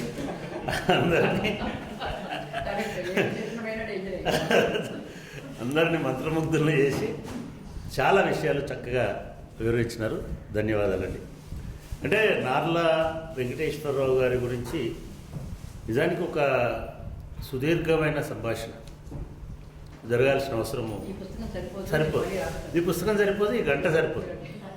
కొన్ని రోజుల పాటు, కొన్ని గంటల పాటు చర్చించేంత ఇది నార్ల గారి ఇదిలో ఉంది. మృణాలి గారి సహకారంతో మిగతా వాళ్ళతో కనుక, ఎందుకంటే 30 ఏళ్ళు దాటిపోతున్నది కాబట్టి మీరు తెలుగు డిపార్ట్మెంట్ నుంచి ఏమైనా ఒక సెమినార్ని కనుక నిర్వహిస్తే బాగుంటుంది. నార్ల గారి అనేక కోణాలు, అనేక నేపథ్యాలు. నార్ల 30, 40, 20 నాడు అంత విప్లవాత్మకమైనటువంటి భావాలు. నిజానికి దానిలో కొన్ని పద్యాలు ఉన్నాయి, అది దానిలో కొన్ని పద్యాలు ఉన్నాయి. ఆ పద్యాలను చూస్తేనైతే అసలు ఇంత గొప్ప వేమనకు నేను చాలా పెద్ద అభిమాని. కానీ వేమన కంటే బలమైనటువంటి, సునిశ్చితమైనటువంటి వ్యక్తీకరణలు ఈ పద్యాలలో ఉన్నాయి. అంటే దేవుడు, మతము, సాంప్రదాయాల గురించి నార్ల చెప్పుకుంటూ నరుడి భక్తి నుంచి హరుడు ఉద్భవించే, నరుడి భక్తి నుంచి హరుడు ఉద్భవించే, నరుడి భయము నుండి హరుడు పుట్టే, నరుడు లేని నాడు హరిహరాదులు లేరు అని చెప్తారు. మనిషి తన భయం నుంచి, తన అవసరం నుంచి దేవుని పుట్టించినాడు. పొరపాటుని మనుషులు కనుక లేకపోతే ఏ దేవుడు ఉండడు అనేటువంటి విషయాన్ని, అంటే ఇది చరిత్ర సత్యం. ఇది మేడం ఒక మాట అన్నారు, ఆయన చాలా గొప్ప సోషియాలజిస్ట్, గొప్ప ఫిలాసఫర్. అందుకే నేను ముందు చెప్పాను, ఒక గొప్ప తత్వవేత్త, తాత్వికుడు. తత్వవేత్తలు మార్గాన్ని చూపిస్తారు. ఈయన చూపించినటువంటి మార్గం హేతువు ఆధారిత మార్గం. దాంతో ఆయన ప్రతిదాన్ని హేతుబద్ధమైనటువంటి రీతిలో విశ్లేషించుకుంటూ పోయినాడు. హేతువును అంటే నిజానికి నేను జ్ఞాని అన్నది కూడా, ఋషి అన్నది కూడా అక్కడే. ఋషి అంటే జ్ఞాని, జ్ఞాని అంటే స్థిరంగా నిలబడేటువంటి అంశాన్ని బోధించేటువంటి వాడు. ఇప్పుడు మృణాలి గారు కూడా ఋషి, నాను కూడా పీఠాధిపతి నామే రాసుకున్నారు కాబట్టి ఇక్కడ విభాగాధిపతి. వాళ్ళ యూనివర్సిటీలో అన్ని పీఠాలు ఉంటాయి, ప్రతి పీఠానికి ఒక ఋషి కూడా ఉంటాడు. సో అట్లాగే నార్ల గారు ఒక అగ్రవర్ణము లేదా అగ్రకులము ఇట్లాంటి ధోరణిలో కమ్మవాళ్ళ ప్రభావం వెలుగుతున్నటువంటి దశలో పుట్టినప్పటికీ కూడా ఆయన చాలా ఒక గొప్ప ఇది చెప్తాడు. విలువ కట్టరాదు కులగోత్రములను బట్టి, విలువ కట్టరాదు కులగోత్రములను బట్టి, కులము తక్కువైన దులువ కాడు, కులము తక్కువైన దులువ కాదు, గొప్పరాదు ఋషుల గోత్రజుడైనంత. మనం గొప్ప అనుకొని మన కులం బట్టే గొప్ప వాళ్ళం అవుతాం, మన గోత్రాన్ని బట్టే గొప్ప వాళ్ళం అవుతాం అని అనుకుంటే దానివల్ల ఉపయోగం లేదు. ఎవరికి కులం వల్ల గొప్పతనం రాదు అని ప్రాబబ్లీ స్వాతంత్రానికంటే ముందు రాసిన పద్యం. స్వాతంత్రానికంటే ముందంటే 30-40 అప్పటికి ఇంకా కులం గురించి ఎవ్వరు మాట్లాడనటువంటి దశలో గాంధీని కూడా పొట్టు తిట్టినాడు. అంటే చాలా విషయాల్ని చాలా ఆయన ఎవరిని వదలలేదు. ఎవరిని ఎందుకు వాళ్ళ వదలలేదంటే హేతువు లేనటువంటి విషయాలను ఆయన నిర్ద్వందంగా ఖండించినాడు. హేతు ఆధారితంగానే. ఈవెన్ రామాయణం గురించి మేడం చెప్పినట్టుగా కూడా అదొక గొప్ప కావ్యం, చాలామందిని ప్రభావితం చేసినటువంటి కావ్యం. కానీ అబద్ధాలు చెప్పి మహిమలు ఇస్తే మాత్రం నేను దాన్ని అంగీకరించను అనేటువంటి మాటని నార్ల చెప్పినాడు. ఇట్లా వ్యక్తులపైన, సమాజంలో ఉన్న ధోరణులపైన ఒక అనేక, నిజానికి నేను కూడా మేడం జాబాలి చదివిన తర్వాత నేను నార్ల గారి పట్ల చాలా ఇంప్రెస్ అయ్యాను. మరి జాబాలి కూడా ఋషే, అంతకుముందు ఋషులను ఖండించినటువంటి వాడే. ఆ కోణంలో చూస్తే ఆ ఋషి పుంగవులందరికంటే గొప్పవాడు నార్ల వెంకటేశ్వరరావు అనేటువంటిది నా అభిప్రాయం. సో నార్ల అంటే జాబాలి ఋషి, జాబాలి బ్రాహ్మడు, జాబాలి మిగతాది. కానీ జాబాలి తాత్వికతని, హేతువుని, సామాజిక జీవనాన్ని మిళితం చేసి విశ్లేషణ చేసినటువంటి వ్యక్తి. మాయా, మహిమ లేదా ఇంకొకటి నేనే అహం బ్రహ్మస్మి అనేటువంటి ధోరణిని ఖండించినటువంటి వ్యక్తి. ఆ ధోరణినే కాదు, చివరికి రాముడిని కూడా ఖండించినటువంటి, రాముడిలో అటువంటి గుణాలను కూడా ఎత్తి చూపినటువంటి వ్యక్తి. కాబట్టి ఇది నిజంగా కూడా ఒక కొత్త కోణంలో దీన్ని మీరు ఇవాళ ఆవిష్కరించారు. అంతేకాకుండా మీరు చెప్పినట్టుగా అసలు రచయితల్లో శ్రీశ్రీ నుంచి మొదలుపెట్టి, లేదా ఇంకా అంతకంటే గురజాడ నుంచి మొదలుపెట్టి, లేదా ఇంకా వెనకపోతే వేమన నుంచి కూడా తీసుకొని వస్తే సమతావాదం, ప్రజాస్వామిక దృక్పథం, లౌకికవాదం, ఈ మూడు మన రాజ్యాంగానికి ప్రధానమైనటువంటి అంశాలు, అంగాలు. ఈ మూడిటిని తన రచనల్లో పనిముట్లుగా వాడుకొని లేదా బేస్లాగా వాడుకున్నటువంటి వ్యక్తి నార్ల వెంకటేశ్వర. సమానత్వం అనే దానిని ఆయన ఒక కోర్ ఐడియాలజీగా తీసుకున్నాడు. ప్రజాస్వామిక భావనలని తన రచనల్లో, అది మహిళల విషయంలో కానీ, కులం విషయంలో కానీ, మిగతా ఆచారాలు సాంప్రదాయాల విషయంలో కొందరిని దూరం పెట్టడంలో విషయంలో కానీ, అంటే చివరికి వీటికి అన్నిటికీ మూలమైనటువంటి దేవతలను కూడా ఆయన విమర్శించకుండా వదలలేదు. అది ప్రజాస్వామిక వాదికి ఉండేటువంటి లక్షణం. ఎవరికి అన్యాయం జరిగినా నార్ల వారి రచనల్లో మీకు కనబడుతుంది. అట్లని ఆయన ఒక వీటికి వ్యతిరేకంగా ఆయన స్వయంగా చెప్పుకున్నాడు. దేన్నైనా మనం హేతువాద దృక్పథంతో చూడాలనేటువంటి ఒక గొప్ప లౌకికవాదం కనబడుతుంది. నిజానికి ఈ లెక్చర్ ఒక గొప్ప ఇదేలోకి వస్తుంది, పరిగణలోకి వస్తుంది. నేను మన యూనివర్సిటీ వాళ్ళకు కూడా చెప్తున్నాను, మిత్రులకు, దీన్ని అన్ని ప్రసార మాధ్యమాల్లో మన యూనివర్సిటీ విద్యార్థులందరికీ చేరేటట్టుగా, అదేవిధంగా మన ఓపెన్ ఎడ్యుకేషన్ రిసోర్సెస్లో దీన్ని పూర్తిగా భాగం చేయవలసిందిగా కూడా నేను ఈ సందర్భంగా వారిని కోరుతున్నాను. అదేవిధంగా ఈ అవకాశాన్ని ఉపయోగించుకొని మృణాలి గారు ఇప్పుడు అవిశ్రాంత ఆచార్యులు కాబట్టి, ఆల్రెడీ మీరు అక్కడ పనిచేస్తున్నారు కాబట్టి, మాకు కూడా మా పాఠ్య ప్రణాళికల పరిష్కరణలో మిగతా విషయాలలో మాకు సహకరించవలసిందిగా కూడా కోరుతూ ఈరోజు మా ఆహ్వానాన్ని మన్నించి వచ్చి ఇంత మంచి లెక్చర్ ఇచ్చినందుకు వారికి ధన్యవాదాలు తెలియజేస్తున్నాం. ఇప్పుడు డైరెక్టర్ అకాడమిక్ పుష్ప గారిని, అదేవిధంగా రజనీ గారు ఇద్దరు వచ్చి మృణాలిని గారికి సత్కరించవలసిందిగా కోరుతున్నాను.